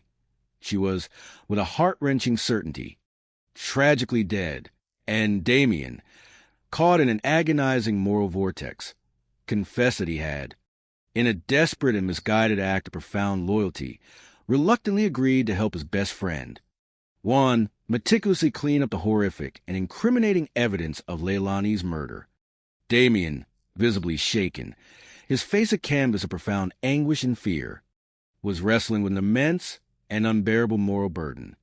He eloquently articulated his overwhelming fear for himself and for Juan, yet acknowledged, with a voice laden with self-reproach, his reluctant complicity. Damien says he's afraid, but he, is worried for Juan, and so he agrees to help. It was an agonizing and unbearable predicament, a treacherous moral tightrope, walk precariously balanced between the deep-seated, long-standing bonds of friendship and the chilling, undeniable reality of concealing a cold-blooded murder. He's, on one hand, trying to help out his best friend, but on the other hand, concealing a murder. This internal conflict, the core of his profound psychological distress, highlighted the complex and devastating pressures placed upon him by Juan. The psychological and emotional pressure inside the tightly sealed interview rooms had, by this point, reached an almost unbearable, fever pitch, an invisible, crushing weight of mounting truth. Unbeknownst to Juan, he was strategically situated in a neighboring interview room, ingeniously positioned in such a manner that he could audibly discern fragments, snatches of Damien's agonizing and increasingly detailed confession. Juan is actually in a neighboring interview room, and he can hear part of what Damien is saying. As Damien's gut-wrenching admissions, each a nail in the coffin of their joint deception, echoed through the thinly partitioned walls, the inexorable, brutal truth became an inescapable, suffocating reality for Juan. The carefully constructed edifice of lies and half-truths they had jointly erected, brick by brick, was now irrevocably crumbling into dust around him. I think Juan put two and two together. Cornered, irrevocably exposed, and with his meticulously crafted, flimsy alibi shattered beyond repair, Juan made the fateful, desperate decision to finally confess to his own involvement, albeit with a crucial, self-preserving and manipulative twist that sought to deflect the most heinous culpability. He said something effective. "Well, since you know everything, I'll tell you what happened." This particular phrase, born of sheer desperation and a cunning attempt at damage control, indicated not a genuine willingness to fully own his actions and the profound gravity of his role, but rather a calculated and cynical strategic shift in blame, a desperate gambit to protect himself from the full force of justice. Juan, in his subsequent detailed confession, largely confirmed every chilling detail Damien had already meticulously recounted to the investigators. However, he adamantly insisted, with feigned sincerity, that he was unequivocally not the one who had pulled the trigger, that he was most certainly not Leilani's cold-blooded killer. Instead, with a calculated and opportunistic deflection of guilt, he brazenly pointed the finger of accusation directly at his deeply jealous ex-girlfriend, a 21-year-old woman identified by name as Jessica Quintanilla. The underlying dynamics of the tumultuous relationship between Jessica Quintanilla and Juan Peralta were immediately recognized by astute investigators as inherently volatile, perfectly fitting the archetypal and predictably dangerous on-again, off-again pattern. Such relationships, fraught with inherent instability, punctuated by extreme emotional highs and devastating lows, often become treacherous crucibles for intense interpersonal conflict, breeding resentment, jealousy, and, tragically, violence. A preliminary yet critically important background check quickly unveiled key biographical details. Regarding Jessica, born in October of 2000 in the industrial town of Pittsburgh, California, she was immediately characterized by an almost unervingly high-octane personality. Jessica had a lot of energy all the time. Like a lot of energy, her acquaintances would later recall, painting a vivid and somewhat unsettling portrait of a person who radiated an intense, almost unbridled vigor. She was always running, playing. She's always been a happy person. She's always had a lot of ideas. She's a very smart girl. Yet, beneath this seemingly vibrant and charismatic exterior, lay a complex and undeniably troubled individual. Jessica had, through circumstances not fully detailed, become a mother at a notably early age, having borne 2 children before she had even reached her 21st birthday, compounding the already significant personal complexities of early motherhood. She was going through a divorce at the time. Despite these formidable and intertwined challenges, she had managed to maintain a remarkably strong and demanding work ethic, holding down 2 concurrent jobs, one as a dedicated and attentive dental assistant and another as a compassionate caregiver at a senior home. These revealing biographical details, when carefully considered by the criminal psychology analyst, painted a nuanced yet concerning picture of a young woman grappling with an extraordinary multitude of significant responsibilities, managing the delicate and often overwhelming balance of professional demands, intensely volatile personal relationships, and the profound, relentless pressures of family life, all of which could collectively contribute to profound emotional volatility and potential dysregulation if pushed beyond a breaking point. Her life, for all its apparent outward striving, seemed teetering on a knife edge of suppressed tension and unmanaged emotional turmoil. One, now unburdening himself with agonizing and self-serving details, meticulously elucidated the tragic genesis of the horrific event within the chaotic context of his own tumultuous and multifaceted romantic entanglements. He confessed that his on-again, off-again relationship with Jessica had endured for approximately a tumultuous month, a period characterized by cyclical patterns of intense closeness and abrupt separations. It was during one of these predictable off periods, moments of perceived relational freedom, that he had, without much hesitation, rekindled a casual, physically intimate connection with Leilani.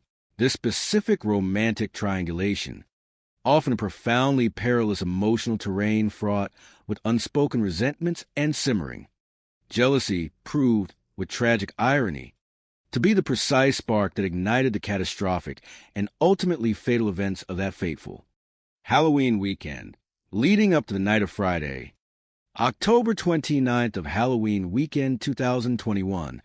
Juan and Jessica had broken up again, perhaps the final time this time. This perceived finality, though likely deeply and viscerally resented by Jessica, who maintained a proprietary claim over Juan, cleared the psychological pathway for Juan's casual rendezvous with Leilani. So Juan meets up with Leilani, and they ultimately come back to his home in Fairfield, where they go to sleep. The domestic intimacy of this particular detail, the shared bed, served as the immediate and incendiary setting for the dramatic and ultimately murderous confrontation that irrevocably followed. The next morning, Jessica had come over, Juan continued, laying bare the scene. Her stated intention for this visit was, ostensibly, to retrieve some of her personal property, a common and usually unremarkable scenario in the aftermath of a relational breakup. However, the unexpected discovery she made upon entering Juan's house transformed what should have been a routine collection of belongings into an immediately explosive and ultimately deadly event.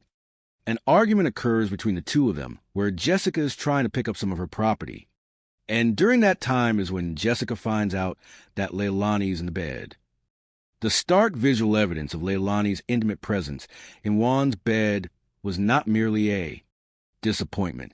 It was, for Jessica, a direct and devastating assault on her emotional equilibrium, particularly acute given their tumultuous, on-again, off-again history and her underlying possessiveness. Her reaction, raw and uncontrolled, was immediate and venomous, stripping away any pretense of composure. Jessica said something to the effect of, "Oh, this bitch." This crude and utterly vile exclamation, verbally spewed forth, was profoundly charged with raw, untamed jealousy, intense possessiveness, and almost pathological sense of perceived betrayal. It chillingly underscored the frightening intensity of Jessica's emotional state, hinting at a deeply ingrained narcissistic wound that was instantly triggered by this perceived affront. When jealousy gets involved, bad things happen. A statement delivered by the investigator with an almost painful understatement. For in this specific, tragic context, profound emotional dysregulation became not merely a precursor, but a direct conduit to a heinous, unforgivable act of violence. Juan then continued, his voice heavy with the gravity of the recollection, detailing the horrifying, irreversible escalation of the confrontation. Jessica basically left the room, went downstairs to her car, came back, now had a firearm. The chilling swiftness and cold precision with which she transitioned from a verbal outburst of Jealous rage to physically armed confrontation spoke terrifying volumes about her inherent capacity for sudden, impulsive, and extreme violence, and her utter lack of control over her murderous impulses. The subsequent words, delivered according to Juan, carried the cold, unforgiving precision of an executioner. Jessica said something about, "This is your fault," looked at him, and then shot Leilani. The direct address to Juan, "This is your fault," indicated a profoundly twisted and perverse sense of blame, a desire to brutally punish him for his perceived betrayal, with Leilani becoming the innocent, unsuspecting, and utterly tragic conduit for Jessica's unbridled murderous rage. After Jessica, with horrifying callousness, shot Leilani Beecham in the head, Juan recounted his own paralytic shock, a frozen state of disbelief and terror.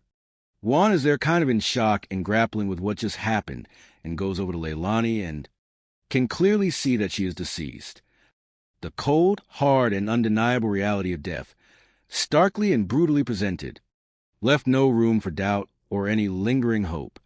Leilani Beecham, a young woman vibrant with life and boundless promise, was, with a single, horrifying act, senselessly and irrevocably gone.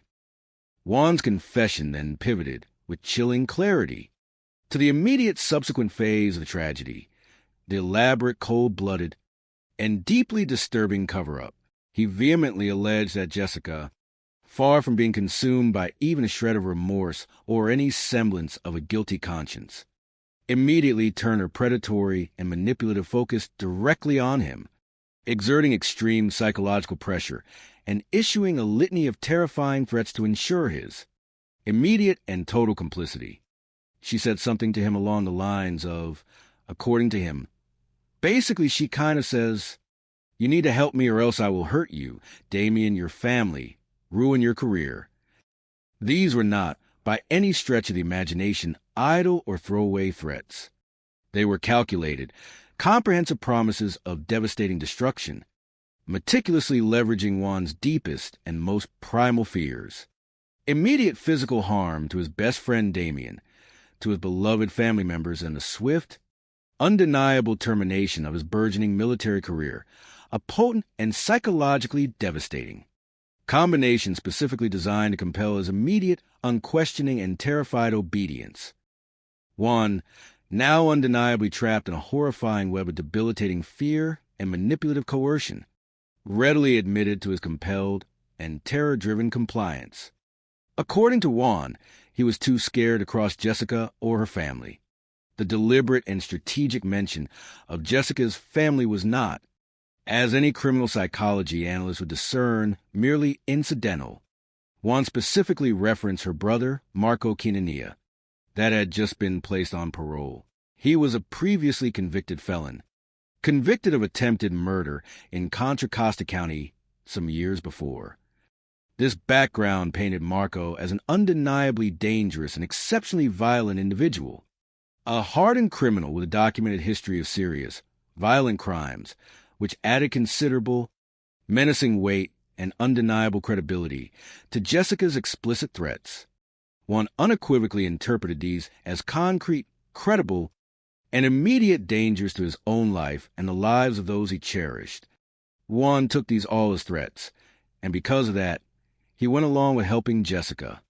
The paralyzing fear for his own life, the terrifying prospect of harm befalling those he cared deeply about, coupled with the imminent ruin of his nascent military career, collectively proved to be an insurmountable, psychologically coercive force that compelled his actions. His compliance, born not of malice but of overwhelming fear, offered a crucial, albeit complex, psychological dimension to his involvement in the horrific aftermath. Juan then proceeded to graphically and chillingly detail the full, horrifying extent of their joint and desperate effort to systematically conceal Leilani's brutal murder. The first and most gruesome step involved the surreptitious and deeply disrespectful disposal of her body. Juan proceeds to tell us how they loaded Leilani's body into a car and drove it to basically down, south of the Salinas area, and had dumped the body off of a hillside. This harrowing journey, stretching from Fairfield to the remote winding, and secluded roads near Salinas was a meticulously calculated attempt to spatially distance the heinous crime from its perpetrators, to geographically obscure the precise origin of the violence, thereby making it significantly more challenging for law enforcement to quickly link the victim to the crime scene after the grisly and dehumanizing act of discarding Leilani's body. Juan further explained his role in coordinating the subsequent systematic cleanup, an act he again attributed to Jessica's insistent and manipulative request. Juan tells investigators he called his friend Damien at Jessica's request. The insidious rationale for involving Damien was, as framed by Jessica's cold and calculating assessment, brutally clear. At least from Jessica's perspective, Damien is a ride or die for Juan. This unwavering, profound loyalty, a deeply cherished bond between friends, was to be cynically exploited to its fullest, most devastating extent. They were going to need to go back to Juan's house to clean up the blood and other materials that were there that could incriminate them. Jessica, demonstrating a disturbing level of foresight and a ruthless criminal pragmatism, understood the critical importance of obliterating forensic evidence, even while leaving the moral and emotional wreckage in their wake. The meticulously planned and utterly abhorrent cover-up continued its relentless descent into deeper, darker levels of depravity. After systematically cleaning the blood-soaked crime scene at Juan's house, a macabre, ritualistic sanitization designed to erase every last incriminating trace of the horrific event, Juan and Jessica embarked on the next terrifying phase of their concealment efforts. After they cleaned up the crime scene, they drove to the house where Jessica's brother Marco was staying. This particular action brought Marco Quintanilla, a known felon with an established and dangerous history of violent criminal behavior, directly into the insidious and unfolding narrative of conspiracy and obstruction of justice. Juan, encountering Marco for the first time, meticulously described their terse and unnerving interaction. Juan said Jessica got out of the car, Marco got in the car, having never met Juan before. Basically said, if she goes down, you go down, and I have no problem going back to prison. This was not merely a statement. It was a chilling, direct, and unequivocal pronouncement, a blunt, stark warning from a hardened, unrepentant criminal, solidifying an unspoken yet profoundly coercive pact of silence and criminal complicity. Marco's shockingly casual declaration, threatening Juan with the stark reality of his own utter willingness to return to the dehumanizing confines of prison, unequivocally amplified the pervasive sense of peril and deepened Juan's entanglement. Juan further divulged a critically important detail, stating that he had provided several crucial items to Marco, unequivocally intending for their permanent and complete disposal. Juan told us that he had provided the shovels, some other items and a firearm to Marco to dispose of. The mention of shovels strongly suggested a horrifying potential intent for burial, to further conceal the body, while the explicit mention of the firearm left no doubt that it was a very murder weapon itself, a piece of evidence of paramount importance to the investigation. The desperate and profoundly disturbing plan to completely obliterate any and all identifying evidence from Leilani's body continued its sickening downward spiral into a truly grotesque realm of criminal depravity and meticulous calculation. They went to Home Depot to buy various items to include duct tape, lighter fluid, and pliers. These disparate items, seemingly unconnected at first glance, coalesced into a horrifying and chillingly systematic strategy. Jessica thought that if they got some pliers, they can return to the body and remove Leilani Beecham's teeth and light her on fire, destroying all evidence that would lead back to who that body belonged to. This horrifying proposal, born of a cold and calculating criminal mind, to systematically mutilate and deface the victim's remains, followed by a subsequent, deliberate attempt to incinerate them, represented a ruthless and cynical endeavor to ensure Leilani's identity would forever remain lost and unrecoverable. This heinous act was specifically designed to utterly thwart any and all future investigative efforts to link the recovered body to a specific person, and by extension, to themselves. The ultimate, horrifying objective was to render the victim entirely anonymous, dissolving the very identity that inextricably linked her to her grieving loved ones and, crucially, to the specific violent circumstances of her demise. This level of depravity, casually conceived and callously planned, spoke terrifying volumes about the perpetrator's profound and disturbing detached cruelty, their utter lack of empathy, and their complete disregard for human dignity, even in death. Fortuitously, and in a remarkably timely intervention of justice, their monstrous and meticulously planned scheme to desecrate Leilani's body was, to the immense relief of investigators and ultimately Leilani's family, utterly thwarted.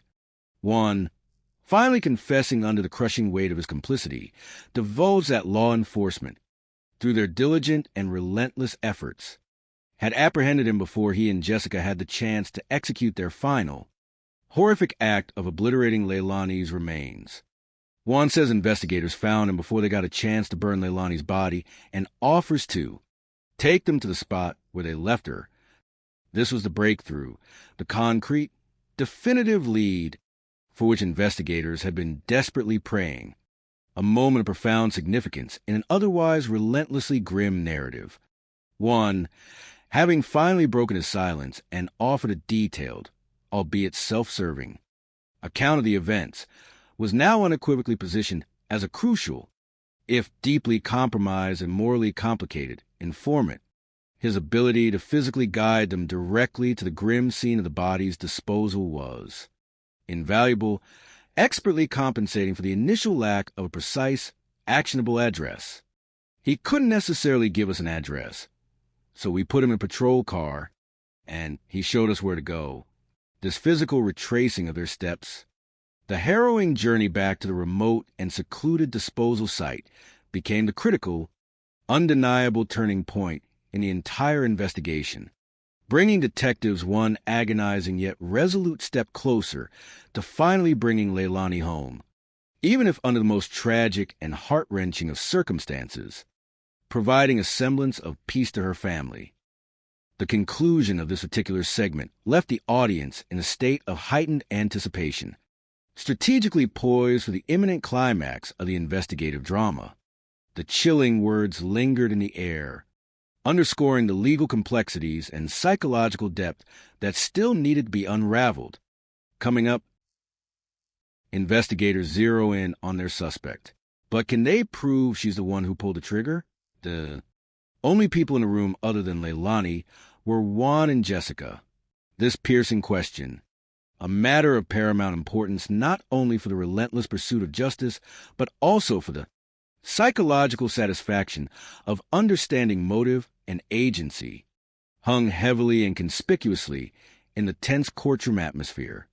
It eloquently underscored the inherent legal and evidentiary challenges that are frequently encountered in securing a definitive conviction, particularly when direct, incontrovertible evidence can often prove elusive and indirect testimonies conflicting. The core challenge of the prosecution now was to convert circumstantial evidence, however compelling, into an undeniable conclusion about who committed the actual act of murder, a task demanding profound psychological insight into the perpetrator's minds. Following his devastating and self-implicating confession to his role in the meticulous, cold-blooded cover-up of Leilani Beacham's murder, 20-year-old Juan Peralta, under the grim escort detectives, led them directly to the remote, secluded, and desolate location where he and Jessica had so callously discarded her body. The site chosen for the disposal was intentionally designed for its profound inaccessibility and its inherent obscurity, a place conceived in darkness and calculated for anonymity. Where her body was disposed was in a secluded neighborhood, windy roads, less than desirable cell phone service, 30 yards or so off the road into a valley that was overgrown with brush. The somber description painted a vivid and disturbing picture, an isolated, barren landscape, a fittingly grim and desolate backdrop for the abrupt and senseless end of a vibrant young life. With an almost chilling precision, born of vivid memory and profound complicity. Juan navigated the treacherous, winding terrain, ultimately pointing out the exact, horrifying spot to the assembled investigators. He took us to Leilani, pointed her out. The moment was charged with raw, unspeakable sadness and profound, visceral disturbance of the seasoned officers who had witnessed countless scenes of human tragedy. The culmination of a tireless, agonizing search. It brought a grim closure to the desperate hope that had flickered for so long. While Leilani's fragile body was carefully and respectfully recovered from its desolate resting place and transported, with the utmost care, to the medical examiner for a comprehensive and forensic autopsy, investigators were faced with the agonizingly difficult, yet unavoidable, task of notifying her unsuspecting parents. This solemn duty, widely regarded as one of the most agonizing and emotionally taxing aspects of police work, was carried out with a profound sense of gravity, empathy, and utmost professionalism. Without saying any words, they knew what we were about to say, which almost made it harder. They're waiting for us to say it so they can hear it, the unspoken understanding tragically reflected in their eyes, the heartbreaking and agonizing premonition that pierced the veil of uncertainty, was a shared burden of incalculable grief, a collective moment of profound sorrow that transcended the spoken word. Violet, Leilani's distraught mother, would later reflect on the torrent of agonizing and visceral questions that immediately consumed her upon receiving the crushing news. In the beginning, I was just more worried about, did she suffer? Did she bleed out? Was she asking for help? These primal, deeply maternal, and profoundly human concerns reflected a mother's deepest agony, wishing, above all else, for a peaceful and painless end for her beloved daughter, praying fervently for minimal suffering, for Officer Grimm and his dedicated colleagues, witnessing such profound and unvarnished sorrow in the face of their daughter's senseless loss, fortified their professional resolve and fueled their unyielding commitment to justice. Seeing Leilani's parents hear the news that they lost their daughter, naturally, it brings up emotion, and that emotion essentially is a driving force to continue to do a good job. It was a stark and potent reminder of the immeasurable human cost of violent crime and the unwavering commitment required from law enforcement to pursue truth and secure meaningful justice for victims and their grieving families. With that palpable, renewed, and solemn motivation firmly etched into their minds, a highly specialized and meticulously trained forensics team was immediately dispatched to Juan's house, their critical mission to meticulously examine every inch of the premises, holding on to persistent hope of uncovering any last piece of elusive evidence that Juan and Jessica Quintanilla, in their frantic haste and presumed emotional turmoil, might have inadvertently missed during their feverish and ill-fated attempts to sanitize the gruesome crime scene. The prevailing expectation, based on extensive experience in criminal investigations, was that despite their desperate and thorough efforts to clean, some indelible, microscopic marks of the tragedy would inevitably remain, silent witnesses to the horrific events. For this particular scene, I did use Blue Star, which is a presumptive blood agent. The lead forensic technician, a calm, methodical expert, explained with professional precision this specialized chemical agent, renowned for its extraordinary sensitivity, possesses a remarkable capability to react with even minute, often invisible, traces of blood, revealing them dramatically to the naked eye under ultraviolet light. When Blue Star reacts with the blood, it creates like a blue, almost like fluorescent color. The garage and, more critically, the bedroom, suspected as the primary sites of trauma and frantic cleanup, were the immediate and meticulous areas of intense focus. And so I found areas in the bedroom as well as a garage that glowed. These eerie, spectral blue illuminations, pulsating softly in the darkened spaces, unequivocally confirmed the irrefutable presence of blood, definitively substantiating Juan's grim account of a violent event having taken place within the seemingly ordinary residence, beyond the pervasive presence of hidden blood, A critically important piece of physical evidence was meticulously located and carefully recovered. We also located a projectile strike in one of the bedroom walls, and we were able to locate the bullet fragment. This tiny yet immensely significant fragment of metal, a silent and unyielding witness, served as unassailable, concrete proof of a firearm having been discharged inside the bedroom, an immutable and undeniable corroboration of the core elements of Juan's chilling story. It helps support Juan's statement and helps tell you if he's telling you the truth. Each painstakingly collected piece of forensic evidence, whether visible or revealed by advanced techniques, serve as a silent, impartial witness, strengthening the prosecution's nascent case and steadily, inevitably unraveling the perpetrator's desperate, futile attempts at concealment. The language of forensics is unambiguous, speaking volumes without uttering a single word. As the critical physical evidence was being meticulously gathered, carefully documented, and expertly analyzed in the forensic laboratories, the unwavering investigative focus shifted with deliberate precision to the primary suspect, Jessica Quintanilla. Detectives made their way, with a keen sense of urgency, to her known residential address with the explicit intention of bringing her in for questioning. However, upon their arrival, they found her conspicuously and frustratingly absent, the precise timing of her disappearance strategically coinciding with the rapid and systematic unraveling of Juan's confession and the mounting body of evidence, immediately heightened already substantial suspicions. Her absence was not merely an inconvenience. It was a strong indicator of evasive action. Yet, just a few hours later, a crucial and fortuitous break occurred, dramatically turning the tide. Jessica was unexpectedly spotted within the local neighborhood, behind the wheel of a distinct and immediately recognizable vehicle. But a few hours later, she spotted in the neighborhood driving Juan's car. This was no ordinary, anonymous vehicle. It was, as detectives knew, Juan's prized possession, the very car he proudly showcased and revered at the spirited car sideshows. Her driving it, without Juan present, unequivocally indicated a level of shared intimacy, access, and potentially joint complicity that vehemently contradicted any possible claim of a mere acquaintance or an arm's length, casual relationship.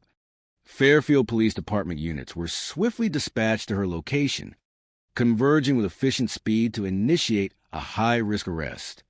They ultimately make a stop on the vehicle and find that Jessica Quintanilla is the sole driver. The confirmation was swift and definitive. The already intense situation further escalated with an unexpected and equally significant development. As uniformed officers were in the meticulous process of apprehending Jessica at the scene in Petaluma, her brother, Marco Quintanilla, suddenly and almost fatefully arrived at the location in another car, his brazen appearance further and inextricably deepening his apparent entanglement in the rapidly unfolding drama of conspiracy and murder. When they get to that scene in Pittsburgh, after Jessica stopped, her brother Marco Quintanilla shows up in a car.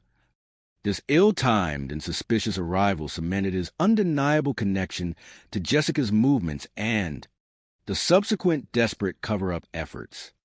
Without hesitation or delay, Marco was also promptly taken into custody, not only in connection with Leilani's heinous murder and the concealment of evidence, but also, and immediately, on a critical parole violation, a charge that carried immediate legal repercussions and severely limited his options. And so Marco was also arrested at that point on parole violation, and they are both transported to Fairfield PD.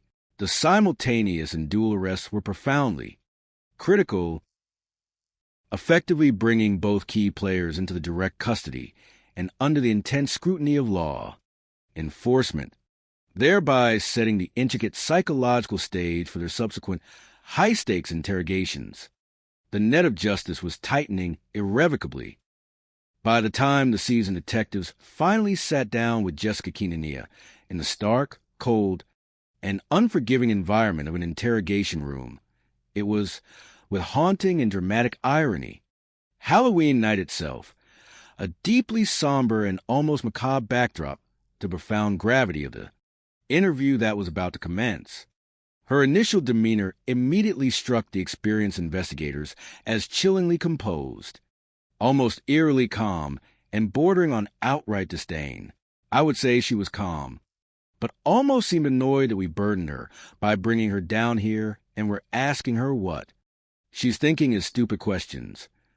This unsettling air of calculated indifference, bordering on almost arrogant annoyance, subtly hinted at a deeply entrenched lack of empathy, a profound psychological detachment, or perhaps a carefully practiced and highly effective attempt at psychological evasion and calculated deception.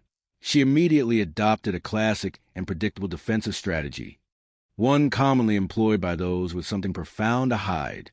She was playing the game of not knowing anything. The initial line of questioning inevitably gravitated towards her month-long relationship with Juan, an inquiry she attempted, with a veneer of superficial normalcy, to steer into a carefully curated picture of harmony and happiness. It's really good. Honestly, it's really good. It's just me. Okay, tell me about that in a little bit. She offered a vague and self-serving explanation for her own volatile tendencies, stating, I just have toxic traits, a convenient, generalized admission that served more as an artful deflection of personal responsibility than an honest acknowledgement of destructive behavior. Jessica, in her interview, told us that her and Juan were dating. It was a very short relationship, but that one lived with her and basically described themselves as being a happy couple.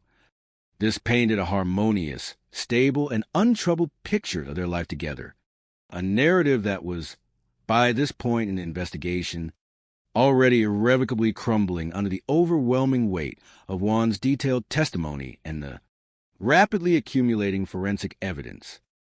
Jessica's narrative further and critically diverged from the already established facts when she was directly questioned about Leilani.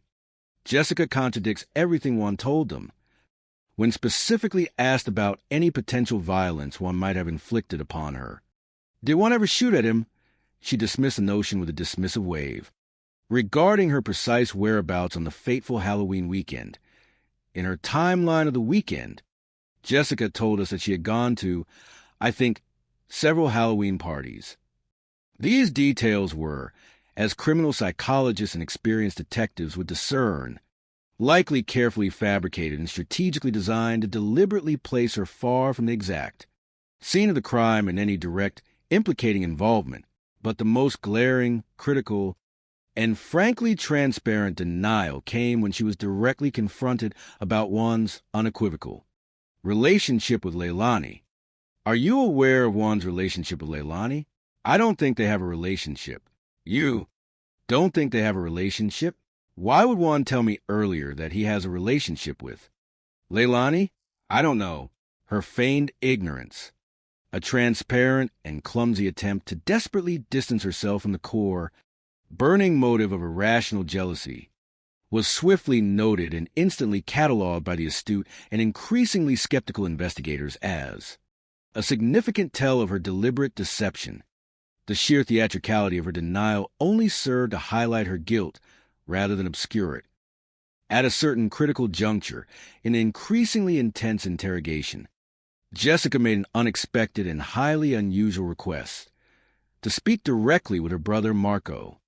This was not a typical request, as such a direct communication between co-suspects is often meticulously avoided and deliberately frowned upon by investigators seeking to obtain individual, unvarnished statements.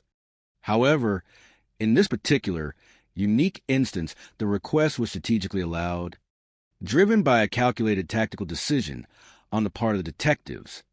At some point, Jessica asked if she can speak to her brother, which is not necessarily something we do often, but at this point, she's not giving us a statement. He's not really giving us too much. So we put them in a room together. The detectives, however, were far from simply granting a favor. They were, in fact, ingeniously setting a sophisticated trap, acutely aware that their every movement and word were under constant and unwavering audio and video. Surveillance. Jessica and Marco attempted, with desperate and misplaced discretion, to converse in hushed tones, their subdued voices betraying their deep-seated distrust of law enforcement and their desperate need to coordinate their narratives. Marco and Jessica hug each other, and Jessica whispers to Marco some of the effect of, don't speak to them, they don't know shit, and stuff of that nature. The overt defiance and thinly veiled contempt in her urgent whispers, even when captured with startling clarity by the hidden microphones, unequivocally confirmed her manipulative nature and her active, persistent attempt to obstruct the relentless course of justice.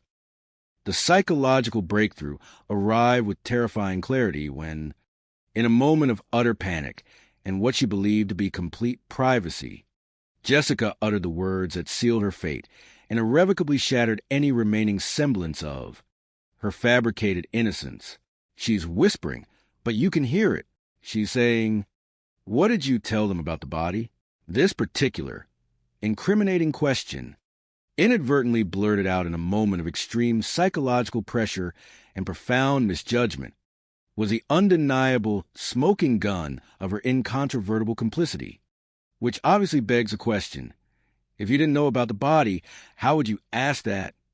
Her earlier feigned ignorance of Leilani's tragic death was, by this single damning utterance, utterly and irrevocably shattered, replaced by the chilling, undeniable truth of her intimate knowledge and deep involvement, when detectives, armed with this critical piece of intercepted conversation, finally separated the siblings once again. Marco, now squarely facing the harsh and undeniable reality of his precarious situation, particularly the looming and severe threat of an immediate parole violation and a return to the dehumanizing confines of prison, was at long last truly ready to talk. His strategic decision to finally cooperate was fundamentally pragmatic, rooted in a potent cocktail of acute self-preservation and burgeoning fear. When detectives separate the pair, Marco says he's ready to talk. Marco has something, hanging over his head, and that's parole. So he wants to tell the truth, and selfishly, he doesn't want to get in trouble for something he didn't do. Marco then proceeded, with increasing candor, to divulge crucial details, meticulously filling in the vexing gaps in the timeline and unequivocally confirming the deeper level of complicity that existed between him, Jessica, and Juan in the horrific aftermath of the murder.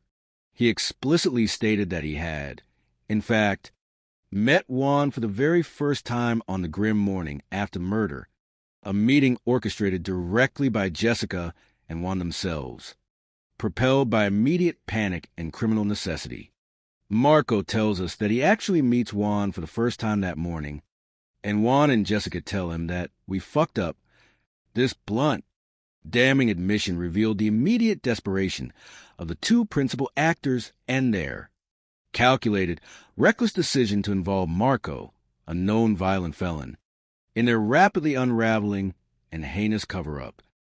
Crucially, Marco, now genuinely recognizing the critical and escalating need for concrete evidence to support his suddenly truthful narrative, relayed a pivotal piece of information regarding the elusive murder weapon. We ask if there's any way we can get that firearm, so Marco calls his girlfriend and essentially coordinates her to bring it down to the police department so we can pick it up. This act of retrieving a weapon, ostensibly the murder weapon itself, from a third party added another layer of intricate complexity to the investigation, but it held the powerful promise of providing a definitive, tangible piece of crucial evidence. However, a meticulously conducted analysis by expert ballistic technicians ultimately yielded a disheartening and frustrating result. However, analysis indicates the gun Marco gave them is not the murder weapon. The significant setback meant that the ultimate, definitive proof of the specific gun that delivered the fatal shot remained frustratingly elusive, thereby considerably complicating the prosecution's already challenging task of establishing incontrovertible physical proof of the direct act. Despite this particular evidentiary setback, The cumulative weight of all other meticulously gathered evidence was, by this point, overwhelmingly damning. At this point, we have probable cause to believe that Jessica Quintanilla was involved in the murder of Leilani Beacham. The combined force of confessions, corroborated forensic findings, irrefutable electronic data, and the glaring inconsistencies in her own self-serving statements collectively painted a stark, unequivocal, and damning picture of her undeniable guilt and profound involvement. Jessica, Marco, and Juan were, without further delay or question, formally placed under arrest, each now facing the full, terrifying might of the legal system. The net had been cast wide, and it had snared its prey. The staggering news of Jessica's arrest, particularly on the deeply horrifying charges of murder, sent profound shockwaves throughout her family, who vociferously claimed complete ignorance of both Leilani, the innocent victim, and Juan, the alleged accomplice. The police told me that she was being accused of murdering Leilani, and I said, "Who is Leilani? And who is Juan?" Her family vehemently professed profound confusion, asserting, with an air of genuine bewilderment, that they had absolutely no prior knowledge of either the victim or the individual implicated, alongside their daughter. This narrative stood in stark and troubling contrast to the rapidly accumulating and damning body of evidence presented by the investigators. We were all confused. We didn't know what to do, what was going on. We've never been in a situation like that. This powerful, almost theatrical, claim of ignorance, however, could also be interpreted by astute observers and criminal psychologists as a common and desperate, defensive posture, a predictable reaction from families suddenly and brutally thrust into the harsh, unforgiving light of a sensational criminal investigation, grappling with unthinkable realities. But with 3 individuals now undeniably implicated in the murder and its subsequent, meticulous cover-up, and each of them stubbornly clinging to a different, self-serving, and often contradictory narrative, the core challenge for the diligent detectives intensified dramatically. The path to unvarnished truth was obscured by layers of deliberate obfuscation. But with everyone telling a different story, detectives need to find a way to get to the truth. Someone was lying about what happened, trying to minimize what they had done. The relentless, methodical pursuit of truth now unequivocally demanded a painstaking process of sifting through intricate layers of deceit, deciphering complex and hidden motives, dissecting deeply ingrained psychological fears, and systematically dismantling carefully constructed lies to finally determine the unequivocal, unvarnished, and brutal reality of Leilani's final moments, and, most critically, to unequivocally identify the individual truly responsible for her tragic and senseless demise. This required not only keen investigative skills, but also profound psychological acumen. After meticulously charging 3 key suspects, Jessica Quintanilla, her brother Marco Quintanilla, and Juan Peralta, in direct connection to the heinous murder of Leilani Beacham, investigators embarked upon the formidable, yet critically necessary, task of determining with absolute certainty which one of these implicated individuals was the one who pulled the fatal trigger. Juan Peralta, steadfastly maintaining his insistent claim of having been subjected to intense coercion and terrifying threats, vigorously argued that he harbored no conceivable reason, no discernible motive, to inflict harm upon Leilani. Her loved ones, surprisingly yet tellingly, seemed to largely agree with this nuanced assessment, finding no logical or emotional basis for Juan to have been the primary aggressor.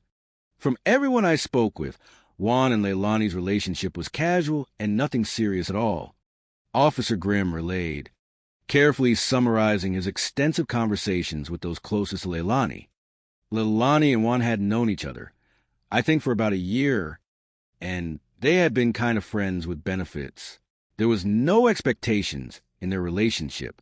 It was very friendly, and that leads me to believe further that Juan had no animosity against Leilani. This crucial absence of any deep-seated animosity or profound emotional entanglement often a fundamental driving force in many violent crimes of passion, strongly and consistently suggested that one was not, by his own volition or intrinsic motive, the primary aggressor in this tragic incident, or any reason to murder Leilani Beacham. His compelling, albeit self-serving, narrative of fear and coercion, meticulously substantiated by other corroborating evidence, provided a plausible psychological explanation for his actions in the aftermath, positioning him as a reluctant accomplice driven by overwhelming duress rather than direct murderous intent. His motivation, according to the evidence in his own fearful testimony, appeared to be raw, visceral self-preservation under an immense psychological and physical threat, rather than unbridled murderous intent. In stark and dramatic contrast to Juan's narrative, the unwavering focus of the investigation shifted decisively and damningly to Jessica Quintanilla, and the public's perception of her, fueled by unfolding events, quickly darkened into a chilling condemnation. Jessica, I feel like she is just a dangerous person, one of Leilani's family members grimly and insightfully observed, capturing the collective sense of unease.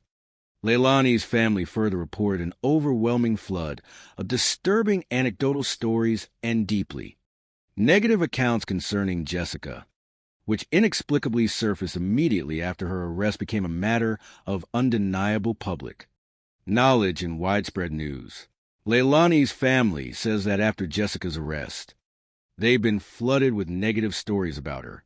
When it became public on the news of Leilani's murder, I had random people messaging me, and they had said various things about Jessica's behavior and how she was quite violent, and they weren't surprised that this had happened.